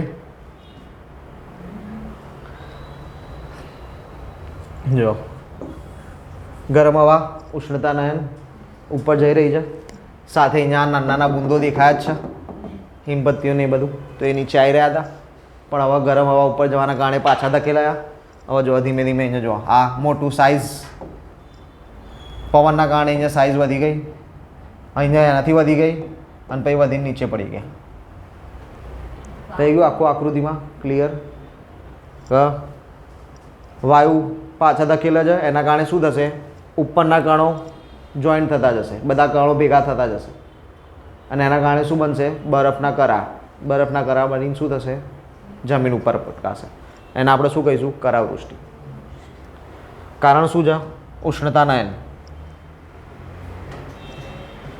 આ બરફના કણો હવામાં નીચે તરફ આવે છે ત્યારે એના ઉપર બીજો વધુ ભેજ ઠરી જાય છે તેથી બરફ કણો મોટા બને છે કેટલીક વાર તો એક બરફ કણ નીચે પડે તે પહેલાં એકથી વધુ વાર ઉષ્ણતાનયનના પ્રભાવમાં ઉપર નીચે ધકેલાય છે મતલબ શું એ જ પહેલાં બરફ નાનો હતો તો ઉષ્ણતાનયનના કારણે થોડો ઉપર ગયો પાછળવાળાએ ધક્કો માર્યો તો કે ના નીચેથી હજી ફોર્સ આવ્યો હજી પાછો ઉપર જા તો આવું 4-5 વખત થયું પછી કે હવે અલ્ટિમેટલી વજન વધી ગયો તો નીચે જ આવશે તો 4-5 વખત ઉષ્ણતાનયનની પ્રોસેસમાંથી પસાર થઈ ગયું એટલે મોટા ઘર આવશે પછી પરિણામે કદમાં તે મોટો થતો જાય છે અને છેવટે પૃથ્વી સપાટી પર બરફના નાના મોટા ગાંગડા રૂપે પડે છે એને શું કહેવાય કરાવૃષ્ટિ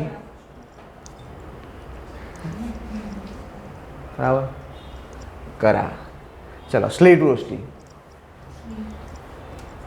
સ્લીટ વર્ષાને અર્ધ થીજેલી વૃષ્ટિ પણ કહે છે વૃષ્ટિના ટીપા નીચે જમીન પર પડતા પહેલાં વચ્ચે માર્ગમાં કોઈ અતિશય ઠંડી હવામાંથી પસાર થાય તે ત્યાં થીજી જાય છે અને બરફ કણો હિમપત્તીઓ રૂપે જમીન પર પડે છે જેને સ્લીટ વૃષ્ટિ કહે છે સ્નોફોલ અને સ્લીટ વૃષ્ટિ અલગ સ્નોફોલમાં શું હતું બરફની પત્તી જ હતી એનું વજન વધ્યું એટલા માટે એ આવીને પડ્યા તો એ શું થયું સ્નોફોલ પણ આ બરફની પત્તી નીચે નહીં આવી આ તો શું આવતું હતું પાણી પણ વચ્ચે શું આવી ગયું ઠંડી હવા ઠંડી આવી ગઈ એના કારણે એનું ટેમ્પરેચર ઘટી ગયું ને એના કારણે શું બની ગઈ પત્તી અને પડ્યું તો એને શું કહીશું સ્લીટ વર્ષા સ્લીટ વૃષ્ટિમાં નીચે પડતા બરફ કણો પોચા કે અર્ધ થીજેલા હોય છે જેમાં બરફ કણોની સાથે પાણીના ટીપા પણ હોય છે જરૂર નહીં બધું ઠંડી હવાના કારણે બધું બરફ જ થઈ ગયું એવું જરૂરી થોડી છે તો બરફ અને પાણીનું કોમ્બિનેશન ડન એકદમ નાનું અમુક ટાઈમ પેલું વરસાદ પડે પછી કેવું કે આપણને વરસાદમાં ઝાકળ દેખાય તો આ એ છે સ્લીટ વૃષ્ટિ સ્નોફોલ નહીં મુખ્યત્વે ધ્રુવીય વિસ્તારોમાંથી ઠંડી હવા મધ્ય અક્ષાંશીય વિસ્તારો પર ધસી આવે છે ત્યારે ત્યાં કેટલીક વાર સ્લીટ વૃષ્ટિ થતી જોવા મળે છે દુનિયાના કેટલાક વિસ્તારોમાં જ્યારે પણ સ્લીટ વૃષ્ટિ થાય છે ત્યારે માર્ગ અકસ્માતો વધી જાય છે કારણ શું ગાડીઓ સ્લીપ થાય ઘર્ષણ ઘટી જાય ડન તમે જોતા હશો વિદેશોના અમુક મૂવીઝની અંદર બતાવો તમને સ્નોફોલ થયા પછી રસ્તા ઉપરથી તાત્કાલિક બરફ હટાવવામાં આવે ડન પરીક્ષામાં એક વખત પ્રશ્ન પૂછાઈ ગયો છે કે રસ્તા ઉપરથી તાત્કાલિક બરફ હટાવવો હોય તો શું કરવાનું તો કે મીઠું નાખવાનું ડન શું નાખવામાં આવે મીઠું નમક ઘેર આપણે જે ખાઈએ ખારું જળવૃષ્ટિ વોટર રેન જે આપણે અનુભવીએ છીએ અને આપણને સારી રીતે ખબર છે વાદળનો રહેલો ભેજ જલબુંદો કે ફોરા રૂપે જમીન પર પડે એને શું કહેવાય જળવૃષ્ટિ વાદળમાં તરતા આશરે 5 થી 10 લાખ સૂક્ષ્મ જળકણો કેટલા 5 થી 10 લાખ જળકણો એકબીજામાં ભળે ત્યારે નીચે પૃથ્વી સપાટી પર આવી શકે તેવી ક્ષમતા ધરાવતું વૃષ્ટિ વરસાદનું જલબુંદ તૈયાર થાય એક જલબુંદ જે પડે છે એ 5 થી 10 લાખ સૂક્ષ્મ જળકણોનું બનેલું છે ડન અને એટલા માટે જ આપણે કીધું ને કે હવામાં તરતા રહીશ કેમ કે હવે તમે આ 5 થી 10 લાખ ભેગા કરો ત્યારે જઈને બિચારું પાણીનું ટીપું નીચે આવે છે તો એ જુદા જુદા હોય તો તરવાના જ ના હવામાં જલબુંદો મોટે ભાગે 5 મિલીમીટર વ્યાસથી પણ નાના હોય છે ડન 5 mm વ્યાસ હોય એનો પ્રકાર હવે શેના પ્રકાર આવ્યા જળવૃષ્ટિના અત્યાર સુધી આપણે 3 પ્રકાર સમજ્યા પહેલાં જોયા વાદળના 4 પ્રકાર એના પછી જોયા વૃષ્ટિના 4 પ્રકાર હવા પ્રકાર આવ્યા છે એના જળવૃષ્ટિના, એના 3 જ છે, 4 નહીં. પૃથ્વી સપાટી પર પડતી બધી વૃષ્ટિ ઊંચે ચડતી ભેજવાળી હવા ઠંડી થવાને કારણે ઉદ્ભવે છે. ભેજવાળી હવા ઠંડી પડવાની પ્રક્રિયાના આધારે જળવૃષ્ટિના મુખ્ય 3 પ્રકાર છે. ભ્રુપુષ્ઠ કે ઊંચાઈની વૃષ્ટિ. કેવી? ભ્રુપુષ્ઠ કે ઊંચાઈની વૃષ્ટિ. ઓરોગ્રાફિક રેન, ઇંગ્લિશમાં શું કહીએ છીએ? ઓરોગ્રાફિક રેન. બીજું છે ઉષ્ણતાનયન કે સંવહનિક વૃષ્ટિ. ઉષ્ણતાનયન કે સંવહનિક વૃષ્ટિ, કોન્વેક્શનલ રેન. ત્રીજું છે ચક્રવાત કે વંટોળની વૃષ્ટિ, સાયક્લોનિક રેન. યાદ રહેશે 3? ચલો, પહેલું છે ભ્રુપુષ્ઠ કે ઊંચાઈની વૃષ્ટિ, બીજું ઉષ્ણતાનયન કે સંવહન, ત્રીજું ચક્રવાત કે વંટોળ.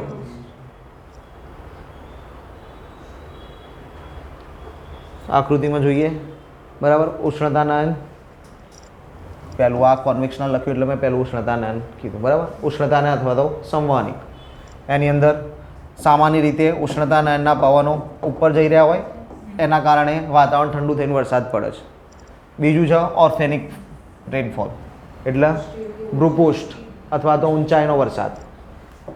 પહાડ આવી ગયો, પવનના ભીમુખ બાજુ વિમુખ બાજુ, પવનના ભીમુખ બાજુએ વરસાદ પડે છે, ઓર્થોનિક. Cyclone, done. ઠંડી હવા, ગરમ હવા ઉપર ચડશે, ચક્રાઓ લેશે, એના કારણે વરસાદ પડશે, એના કહેવાય શું? સાયક્લોનિક રેન. હવે 3 સમજીએ. ચલો, ભ્રુપુષ્ઠ કે ઊંચાઈની વૃષ્ટિ. સમુદ્ર પરથી આવતા ભેજવાળા પવનોના માર્ગમાં કોઈ પર્વત કે ઊંચો પ્રદેશ આવે તો આ પવનો પવનના ભીમુખ બાજુ સાથે અથડાઈને ઊંચે ચડે છે. ઊંચે ચડતી હવા ઠંડી પડવાથી એમાં રહેલો ભેજ વાદળોમાં બંધાય છે, જે ઠંડા પડતા પર્વતના પવનના ભીમુખ બાજુના ઢોળા ઉપર વધુ વૃષ્ટિ આપે છે. તેને ઊંચાઈની કે ભ્રુપુષ્ઠની વૃષ્ટિ કહે છે. એનો જ ફોટો છે, ડન. પવનો આયા, ઉપર ચડ્યા, વરસાદ પડ્યો. આ પવનના ભીમુખ બાજુએ વધારે વરસાદ, આ પવનના વિમુખ ઓછો વરસાદ. એવું નહીં કે વરસાદ નહીં આવે, પણ ઓછો આવશે. કેમ કે હવે શું થશે? અહીંયા વાદળ નીચે ઉતરવા મળશે, એટલે જેમ જેમ નીચે ઉતરશે એમ વરસાદ બંધ થતો જશે, એટલે ત્યાં વરસાદ ઓછો. આ પવનો વૃષ્ટિ આપી ઓછા ભેજવાળા બની આગળ વધે છે. તેઓ પર્વત ઓળંગી એની પવનના વિમુખ બાજુએ નીચે ઉતરે છે. નીચે ઉતરતા પવનો પર હવાનું દબાણ વધી જાય છે અને તે ગરમ બની જાય છે. પ્રેશર વધ્યું, ગરમ થઈ ગયા, ઠંડુ ઘટી ગયું. પરિણામે પર્વતની પવન વિમુખ બાજુએ પવનો ઓછો વરસાદ આપે છે. પર્વતની આ ઓછી વૃષ્ટિવાળા બાજુના વર્ષા છાયાનો પ્રદેશ પણ કહે છે. તમને પરીક્ષામાં સીધું બી પૂછાય કે પવનના વિમુખ એટલે શું? તો વર્ષા છાયા. વર્ષા છાયાનો પ્રદેશ એટલે શું? પવનના વિમુખ બાજુ. ભારતમાં પશ્ચિમ ઘાટની પશ્ચિમ બાજુએ, ભારતનો પશ્ચિમ ઘાટ, ડન. માનો કે ભારતની આ, ચલો ભારતનો નકશો દોરીએ ને આવો, ડન. તો પશ્ચિમ ઘાટ અહીંયા છે, તો પશ્ચિમ બાજુ આ પશ્ચિમ ઘાટની પશ્ચિમ બાજુએ આવેલા કોંકણ અને માલાબાર તટ. કોંકણ, માલાબારના કિનારા પર પ્રદેશ પર પવનના ભીમુખ પ્રદેશ છે, તેથી ત્યાં વૃષ્ટિ વધુ થાય. કેમ કે પર્વત અહીંયા ઊંચા છે, પવનો આમ આવે છે, તો વરસાદ વધારે પશ્ચિમ બાજુએ. પૂર્વ બાજુએ ઓછો, એ જોઈએ પૂર્વમાં પુણે આવશે. જ્યારે પશ્ચિમ ઘાટની પૂર્વ બાજુએ આવેલા દખ્ખણના ઉચ્ચ પ્રદેશ પવન વિમુખ પ્રદેશ છે, તેથી ત્યાં વરસાદ ઓછો પડે છે. પશ્ચિમ ઘાટની પવનના ભીમુખ બાજુએ આવેલા મુંબઈમાં વર્ષ દરમિયાન 200 સેન્ટીમીટર જેટલો વરસાદ થાય છે. જ્યારે પશ્ચિમ ઘાટની પવન વિમુખ બાજુએ આવેલા પુણેમાં 80 સેન્ટીમીટરથી ઓછો વરસાદ થાય છે. હવે મુંબઈ અને પુણે જોડે જોડે નજીક કહેવાય, તો મુંબઈમાં 200 સેન્ટીમીટર અને પુણેમાં 80 સેન્ટીમીટર. કારણ શું? બેની વચ્ચે શું છે? પશ્ચિમ ઘાટના પર્વતો. ઉષ્ણતાનયન સંવહન. પૃથ્વી સપાટીથી ગરમ, ભેજવાળી અને હલકી હવા ઉષ્ણતાનયનના પ્રવાહ દ્વારા ઊંચે ચડે છે.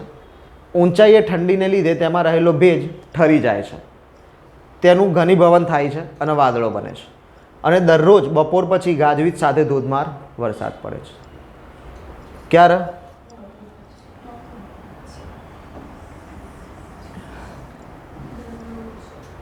ડેલી, રોજે રોજ, એવું નહીં ચોમાસામાં, એવરી ડે. બરાબર. કઈ જગ્યાએ કીધું? ઉષ્ણતા નયનના પ્રવાહો છે, પણ કઈ જગ્યાએ? ઊંચાઈથી ઠંડી લીધે તેમાં રહેલો ભેજ ઠરશે. આ ઘટના ક્યાં થશે? વિષુવવૃત્ત ઉપર. ઘટના ક્યાં ઘટિત થશે આવી? વિષુવવૃત્ત ઉપર. તો વિષુવવૃત્ત ઉપર વરસાદ તમને મળશે. આ પ્રકારની વૃષ્ટિને ઉષ્ણતા નયન અથવા તો સંવહનિક વૃષ્ટિ કહેવાય. આગળ જોઈએ એટલે તમને જો ઉષ્ણતા નયનના પ્રવાહો ઉપર જઈ રહ્યા છે, એના કારણે વરસાદ વરસી રહ્યો છે.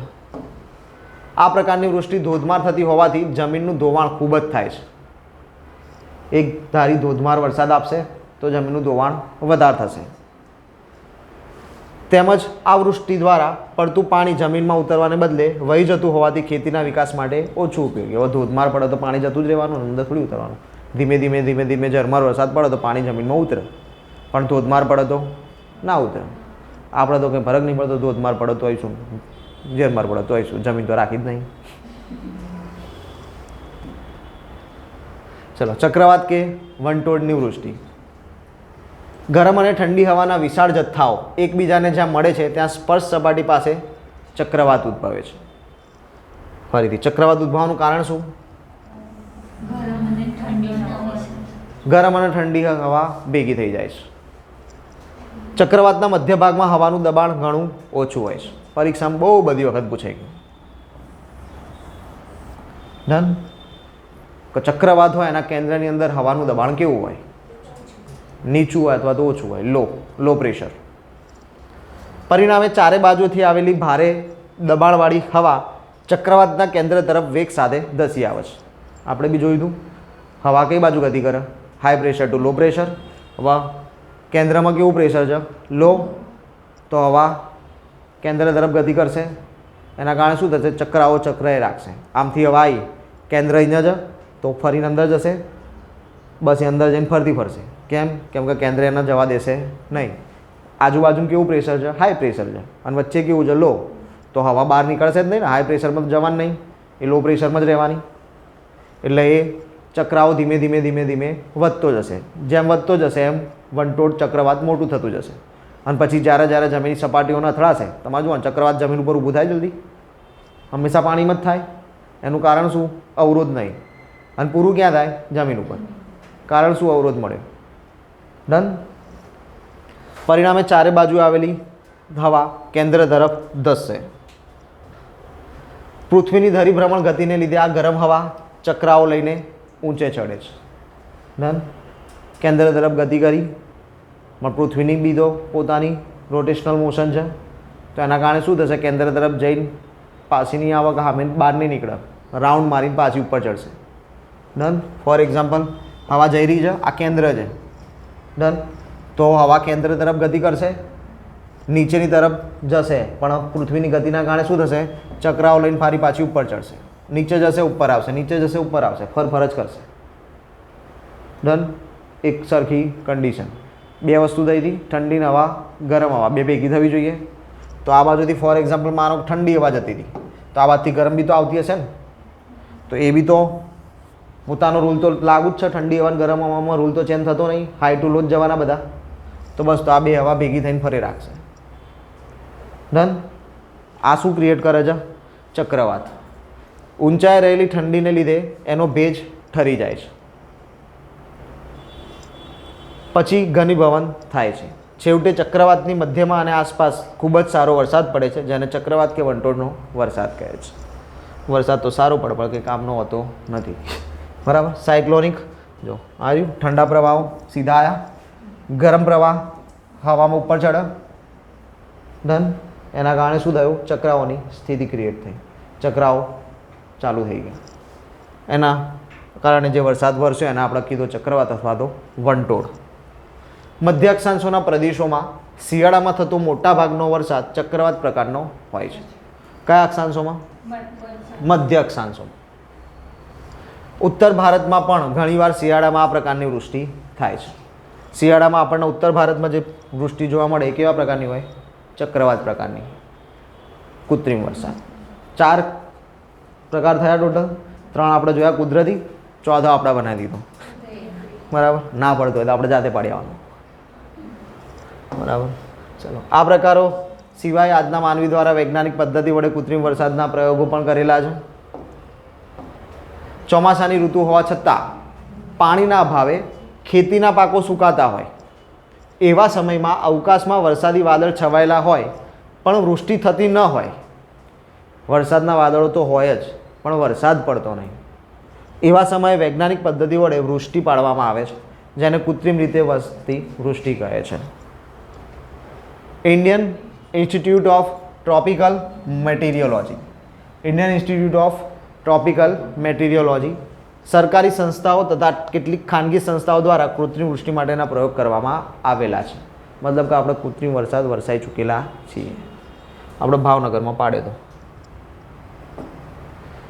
કૃત્રિમ વૃષ્ટિના પ્રયોગમાં વિમાન કે હેલિકોપ્ટર વડે આકાશમાં 2 થી 3 કિલોમીટરની ઊંચાઈએ જઈને વરસાદી વાદળો પર સોડિયમ ક્લોરાઇડ, શું નાખીશું? Sodium chloride. સોડિયમ ક્લોરાઇડની જોડે આપણે શું નાખશું? Soap stone. પ્રમાણ કેટલું રાખશું? 9:1. સોડિયમ ક્લોરાઇડ 9 અને સોપ સ્ટોન 1. સોપ સ્ટોન એટલે પથ્થર, તો સોફ્ટ પથ્થર. બરાબર, આપણે પથ્થર જ નાખવાના જ આમાં. બરાબર, સાચી વાત છે. મિક્સ કરી છાંટવામાં આવે છે. ગુણોત્તર યાદ રાખજો, 9:1 સોડિયમ ક્લોરાઇડ. હવે સોડિયમ ક્લોરાઇડ આપણી જોડે નથી તો સિલ્વર આયોડાઇડ. શું નાખશું? Silver iodide. રસાયણો છાંટતા પહેલાં હવામાં રહેલો ભેજ અને વાદળની ઘનતાની તપાસ કરવામાં આવે છે. કેમ કરીએ છીએ? કેમ કે અમેરિકાએ નથી કરી, પુરાવ્યું હતું. બરાબર, અમેરિકામાં વરસાદ પડતો નહોતો તો કૃત્રિમ વરસાદ પાડવા ગયા, પણ જોયું નહીં કે વાદળો કેટલા પ્રમાણમાં છે, ભેજ કેટલા પ્રમાણમાં છે, કશું જોયું નહીં. સીધો એક્સપેરિમેન્ટ કરી નાખ્યો તો બધો વરસી ગયો, પૂરાઈ ગયું. બરાબર, લાભ થવાની જગ્યાએ નુકસાન થયું. વરસાદ પાડવાનો કેમ? પાક થવા માટે. પુરાવો તો પાક તો આમાંય નહીં થવાનો. ચલો, કૃત્રિમ વૃષ્ટિ દ્વારા અમુક સમય માટે ખેતીના સુકાતા પાકોને બચાવી શકાય. પશ્ચિમના દેશોમાં કૃત્રિમ વૃષ્ટિનો પ્રયોગ ઘણો સફળ થયેલો છે. 78-79ના વર્ષમાં ભાવનગર જિલ્લામાં કૃત્રિમ વૃષ્ટિના પ્રયોગ દ્વારા 3 થી 10 સેન્ટીમીટર વરસાદ વરસાયેલો છે. એના પછી આપણે ક્યારેય કૃત્રિમ વરસાદની જરૂર પડી નથી. વૃષ્ટિનું વિતરણ. ચાલો, વૃષ્ટિ ખબર પડી ગઈ છે, ટાઈપ્સ જોઈ લીધા, બધું જોઈ લીધું. હવે એનું વિતરણ જોઈએ, ક્યાં કેટલો વરસાદ પડે, પણ કોના કોન્સેપ્ટથી? વર્લ્ડ. સમગ્ર વિશ્વમાં પ્રદેશે પ્રદેશે વૃષ્ટિના વિતરણમાં વિવિધતા જોવા મળે છે. વૃષ્ટિના પ્રમાણ અને વિતરણ પર અક્ષાંશ, સમુદ્રથી અંતર, ભૂપૃષ્ઠ, પવન, મહાસાગરના પ્રવાહ, જંગલોનું પ્રમાણ વગેરે પરિબળ અસર કરે છે. આ બધા પરિબળો બીજે ક્યાં અસર કરતા હતા? આ બધા પરિબળોએ ક્યાં અસર કરી હતી? આની પહેલાંના ચેપ્ટરોમાં આપણે ભણ્યા. બોલો, શેમાં અસર કરતા હતા આ બધા પરિબળો? ચલો જલ્દી. આબોહવામાં અસર કરતા હતા બધા, તો એના એ જ છે. અને યાદ રાખજો, પરીક્ષામાં અત્યાર સુધી મેં એક વખત પૂછ્યું છું, એમાં નીચે 4 પોઈન્ટ આપી દીધા હતા કે નીચેના પૈકી કયા પરિબળો અસર કરે છે. એમાં અક્ષાંશની જગ્યાએ રેખાંશ લખીને આપી દીધું. આપણે તો વાંચવામાં દડાદડી અક્ષાંશ તો આવશે જ, પણ રેખાંશ આપ્યું છે, પછી અક્ષાંશ નહીં આપ્યું. બરાબર, ધ્યાન રાખવાનું. ક્યાંય રેખાંશ આવ્યું? કોઈ બી પરિબળમાં અસર કરવામાં ક્યાંય રેખાંશ આવ્યું? ના. દરેક જગ્યાએ શું મળશે? અક્ષાંશ. ચલો, વિષુવવૃત્તની આસપાસ 10 થી 20 ડિગ્રી અક્ષાંશો વચ્ચેના પટ્ટામાં સૌથી વધુ વૃષ્ટિ થાય. 10 થી 20 વાળા પટ્ટામાં સૌથી વધારે વરસાદ પડે છે. આપણે કીધું દરરોજ વરસાદ પડે છે અહીંયા. એક અંદાજ પ્રમાણે અહીં વર્ષ દરમિયાન 150 થી 300 સેન્ટીમીટર વરસાદ થઈ જાય છે. વિષુવવૃત્તથી ધ્રુવો તરફ જતાં બંને ગોળાર્ધમાં વૃષ્ટિનું પ્રમાણ એકંદરે ઘટતું જાય છે, કેમ કે બરફ વર્ષા વધતી જાય છે. બંને ગોળાર્ધમાં 25 થી 35 અક્ષાંશ વૃત્તો વચ્ચે આવેલા પ્રદેશો પર હવાના ભારે દબાણના કાયમી પટ્ટા રચાયેલા હોવાથી અહીં ઘણી ઓછી વૃષ્ટિ થાય છે. વરસાદ ઓછો ક્યાં પડે? 25 થી 30. ઓકે, આપણે હોમવર્ક આપ્યું હતું, કર્યું નહીં એનું નુકસાન છે. બરાબર, હોમવર્કમાં જ આવ્યું હતું ભારતના અને ગુજરાતના અક્ષાંશ રેખાંશ. ચલો, અનૃત્ય ગુરુદાબપટ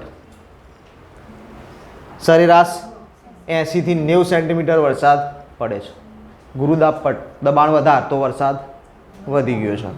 અહીં આવેલા રણ પ્રદેશોમાં તો 10 સેન્ટીમીટરથી પણ ઓછી વૃષ્ટિ થાય છે. ડન. રણ પ્રદેશ હોય તો વરસાદ ઓછો. બધા રણ પ્રદેશ જોઈએ આપણા. ધ્રુવીય પ્રદેશમાં ઠંડીને કારણે બાષ્પીભવન થતું નહીં એટલે ત્યાં વરસાદ ઓછો. રણ પ્રદેશમાં ગરમી, વરસાદ ઓછો. રણ પ્રદેશ મતલબ બરફવાળા પ્રદેશમાં બરફના કારણે વરસાદ ઓછો. ચલો નેક્સ્ટ. બંને ગોળાર્ધમાં 40 થી 60 અક્ષાંશો વચ્ચે આવેલા મધ્ય અક્ષાંશ વૃત્તીય વિસ્તારોમાં સરેરાશ 100 થી 200 સેન્ટીમીટર વરસાદ પડે છે. એટલે હવે તમે જુઓ, સ્ટાર્ટિંગમાં આપણે જોયું તો કે આ 0 માનીએ વિષુવવૃત્ત, તો કે પહેલાં 10 થી 20 કીધું. 10 થી 20માં કે બહુ બધો પડે, પછી 30 થી 40માં આવ્યા કે 30 થી 40ની અંદર નહીં પડતો, મતલબ ઓછો પડે છે એમ. અને આવ્યા 40 થી 60માં, તો કે એમાં પાછો વધારે પડે છે. અને પછી પાછો ઉપર શું આવશે? 60 થી ઉપર ધ્રુવ પ્રદેશ, તો ધ્રુવ પ્રદેશમાં તો કહી દીધું કે ઓછો પડે. ડન.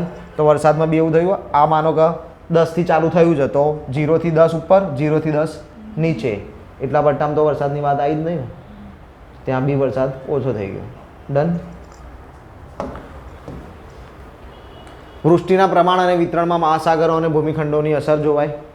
જ્યાં પાણી વધારે, મહાસાગરો વધારે, ત્યાં વરસાદ વધારે. જમીન પ્રદેશ હોય તો વરસાદ ઓછો. એક અંદાજ પ્રમાણે વર્ષ દરમિયાન પૃથ્વી સપાટી પર પડતી વૃષ્ટિના 22% જેટલી વૃષ્ટિ ભૂમિખંડો પર અને 78% મહાસાગરોમાં પડે છે. ડન. સૌથી વધુ વરસાદ ક્યાં આવે? મહાસાગરો. જમીન પર ઓછો. સમુદ્ર કિનારાથી દૂર જમીન પ્રદેશો પર વૃષ્ટિ ઓછી થાય. મોસમી પવનો ભારતના બંને કિનારા પર વૃષ્ટિ આપે છે. બંને કિનારા એટલે પૂર્વ અને પશ્ચિમ. આ જ પવનો અંદરના ભાગોમાં જતાં ભેજ ઘટી જવાથી ઓછી વૃષ્ટિ આપે છે. એ આપણા નેક્સ્ટ લેક્ચરમાં જ્યારે આપણું ભારતનું વરસાદનું આખું સમજીશું, ભારતમાં વરસાદ કેવી રીતે આવે છે, બંગાળાની ખાડીના પવનો, નૈઋત્યના પવનો, એ આખું સાયકલ સમજીશું ને એની અંદર વધારે ક્લિયર થશે. ચલો ધન. આખું વર્લ્ડ તમને બતાવી દીધું. જે સૌથી ડાર્ક કલર દેખાય ત્યાં સૌથી વધારે વરસાદ, અને જ્યાં કલર બદલાઈ ગયો ત્યાં સૌથી ઓછો વરસાદ. ધન. આવું છે સામાન્ય. આપણે ભારતની વાત કરીએ, સામાન્ય દેખાય.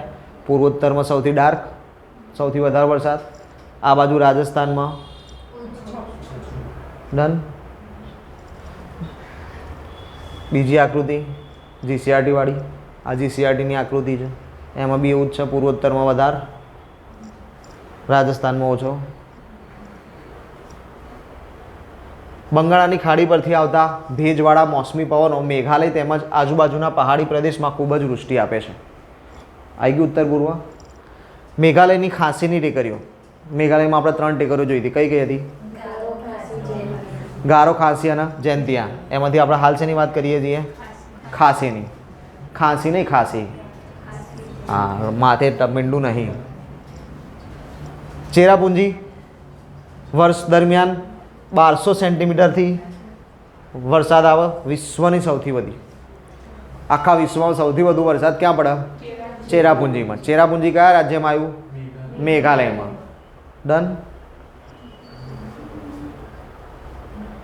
વર્ષ દરમિયાન પડતી વૃષ્ટિના પ્રમાણની દ્રષ્ટિએ જોઈએ તો દુનિયાના વિષુવવૃત્તીય પ્રદેશો, મોસમી પ્રદેશના કિનારા, ઉષ્ણકટિબંધ અને સમશીતોષ્ણ કટિબંધના કેટલાક પહાડી વિસ્તારોમાં 200 સેન્ટીમીટરથી પણ વધુ વૃષ્ટિ થાય, એટલે કે સારી થાય. સૌથી વધુ વૃષ્ટિના પ્રદેશો છે આ બધા. કયા પ્રદેશો વધુ વૃષ્ટિના પ્રદેશો છે? વિષુવવૃત્તીય પ્રદેશો. 0 થી 20 સુધી વધારે વરસાદ હતો, ઉપર નીચે બે બાજુ. મોસમી પ્રદેશો, ભારત મોસમી પ્રદેશમાં આવે. એના કિનારાના ભાગો, પશ્ચિમ ઘાટમાં હમણાં વાત કરી, તો આ બાજુ પૂર્વ ઘાટમાં બી એવું જ થવાનું. ઉષ્ણકટિબંધ અને સમશીતોષ્ણ કટિબંધના કેટલાક પહાડી વિસ્તારો, પહાડની વાત કરી હતી હમણાં આગળ આપણે. ડન. 200 સેન્ટીમીટરથી પણ વધુ વરસાદ થાય. આ બધી કન્ડિશન વરસાદ વધારે લાવવા માટે સારી છે. આ પ્રદેશોની પાસે આવેલા મધ્ય વૃષ્ટિના પ્રદેશો જેવા કે ઉષ્ણકટિબંધના કિનારાથી અંદર આવેલા ભાગો તેમજ ગરમ સમશીતોષ્ણ કટિબંધના કિનારાના પ્રદેશોમાં 100 થી 200 સેન્ટીમીટર વૃષ્ટિ થાય. હવે આમાં કહેવા સિમ્પલ વસ્તુ એવી માગે છે કે અહીંયા 200 સેન્ટીમીટર થાય તો અહીંયા 100 સેન્ટીમીટર તો થાય જ, બરાબર. ત્યાંથી અંદર જાઓ તો પછી નક્કી નહીં. આ સિવાય પર્વતોના વર્ષાછાયાના પ્રદેશો તેમજ ઉષ્ણકટિબંધના ભૂમિખંડોની પશ્ચિમ બાજુએ તથા સમશીતોષ્ણ કટિબંધના ભૂમિખંડોની અંદરના ભાગોમાં શુષ્ક રણ પ્રદેશોમાં નહીવત વૃષ્ટિ થાય છે. ડન. વૃષ્ટિ સૌથી ઓછી. હવે રણો, આ બધા રણ યાદ રાખવાના, જોડકામ પૂછી શકો. સહારાનું રણ ક્યાં આવ્યું? સોનોરાન રણ કચ્છ, ગુજરાત પછી ભારત. રાજસ્થાન ભારત. સાઉદી અરેબિયા પશ્ચિમ એશિયા, કેમ કે એક કરતાં બધા દેશમાં. અતાકામાનું રણ દક્ષિણ અમેરિકા. કલહરી આફ્રિકા. ઓસ્ટ્રેલિયા, એ તો ઓસ્ટ્રેલિયા જ છે. ગોબીનું રણ મોંગોલિયા. કોલોરાડોનું રણ ઉત્તર અમેરિકા. આ બધે બધા રણ યાદ રાખવાના, કયું રણ ક્યાં આવેલું છે, બરાબર. જેના ખાખી પહેરવી છે એને તો ખાસ, બરાબર. વર્ષ દરમિયાન વિષુવવૃત્તની આસપાસ 5 ડિગ્રી અક્ષાંશો વચ્ચેના વિસ્તારમાં 12 માસ ઉષ્ણતા અને એની વૃષ્ટિ થાય છે. કીધું તું 12 માસ વરસાદ પડે છે, દરરોજ વરસાદ પડે છે. વિશ્વના કેટલાક વિસ્તારોમાં ઉનાળામાં અને કેટલાકમાં શિયાળામાં વરસાદ પડે. ક્યાંક ઉનાળામાં પડશે તો ક્યાંક શિયાળામાં પડશે, બરાબર. કેમ કે વરસાદના પ્રકાર અલગ અલગ હતા ને. સ્નોફોલ ક્યારે થાય? શિયાળામાં થાય. મોટે ભાગે મોસમી પવનોના વિસ્તારોમાં તેમજ ઉષ્ણ અને સમશીતોષ્ણ કટિબંધમાં ખંડોના અમુક ભાગમાં ઉનાળામાં વૃષ્ટિ થાય છે, જે ઉનાળુ વૃષ્ટિના પ્રદેશો છે. ઉનાળામાં વરસાદ પડે તો આપણે શું કહીએ? કમોસમી વરસાદ. માવઠું ના કહેવાય, માવઠું શિયાળામાં થાય. પૃથ્વીના બંને ગોળાર્ધમાં આશરે 30 થી 40 ડિગ્રી અક્ષાંશમાં ખંડોની પશ્ચિમ બાજુએ ભૂમધ્ય પ્રકારની આબોહવાવાળા પ્રદેશમાં શિયાળામાં વરસાદ પડે છે.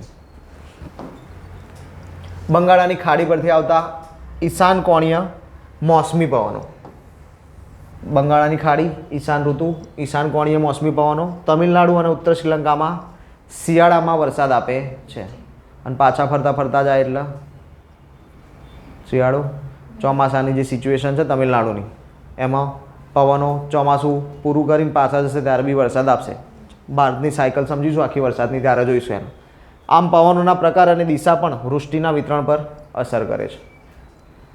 પવનના પ્રકાર બી અસર કરી રહ્યા છે. ઈશાન કોણીય પવન છે તો અલગ પ્રકારનો વરસાદ મળી રહ્યો છે, નૈઋત્યના પવન છે તો અલગ વરસાદ મળશે. ચલો અહીંયા આપણે પૂરું.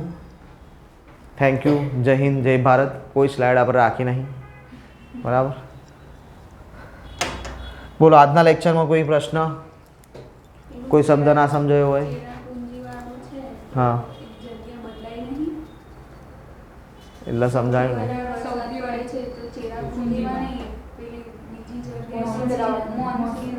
મોન્સીનરમ ચેરાપુંજી બે વસ્તુ જોડે જોડે જ છે. એમાં તમારા આપણે ગુજરાતવાળું કન્ટેક્સ જોયું હતું. ગુજરાતમાં સૌથી વધુ વરસાદ ક્યાં પડે? કપરાડા, વલસાડ.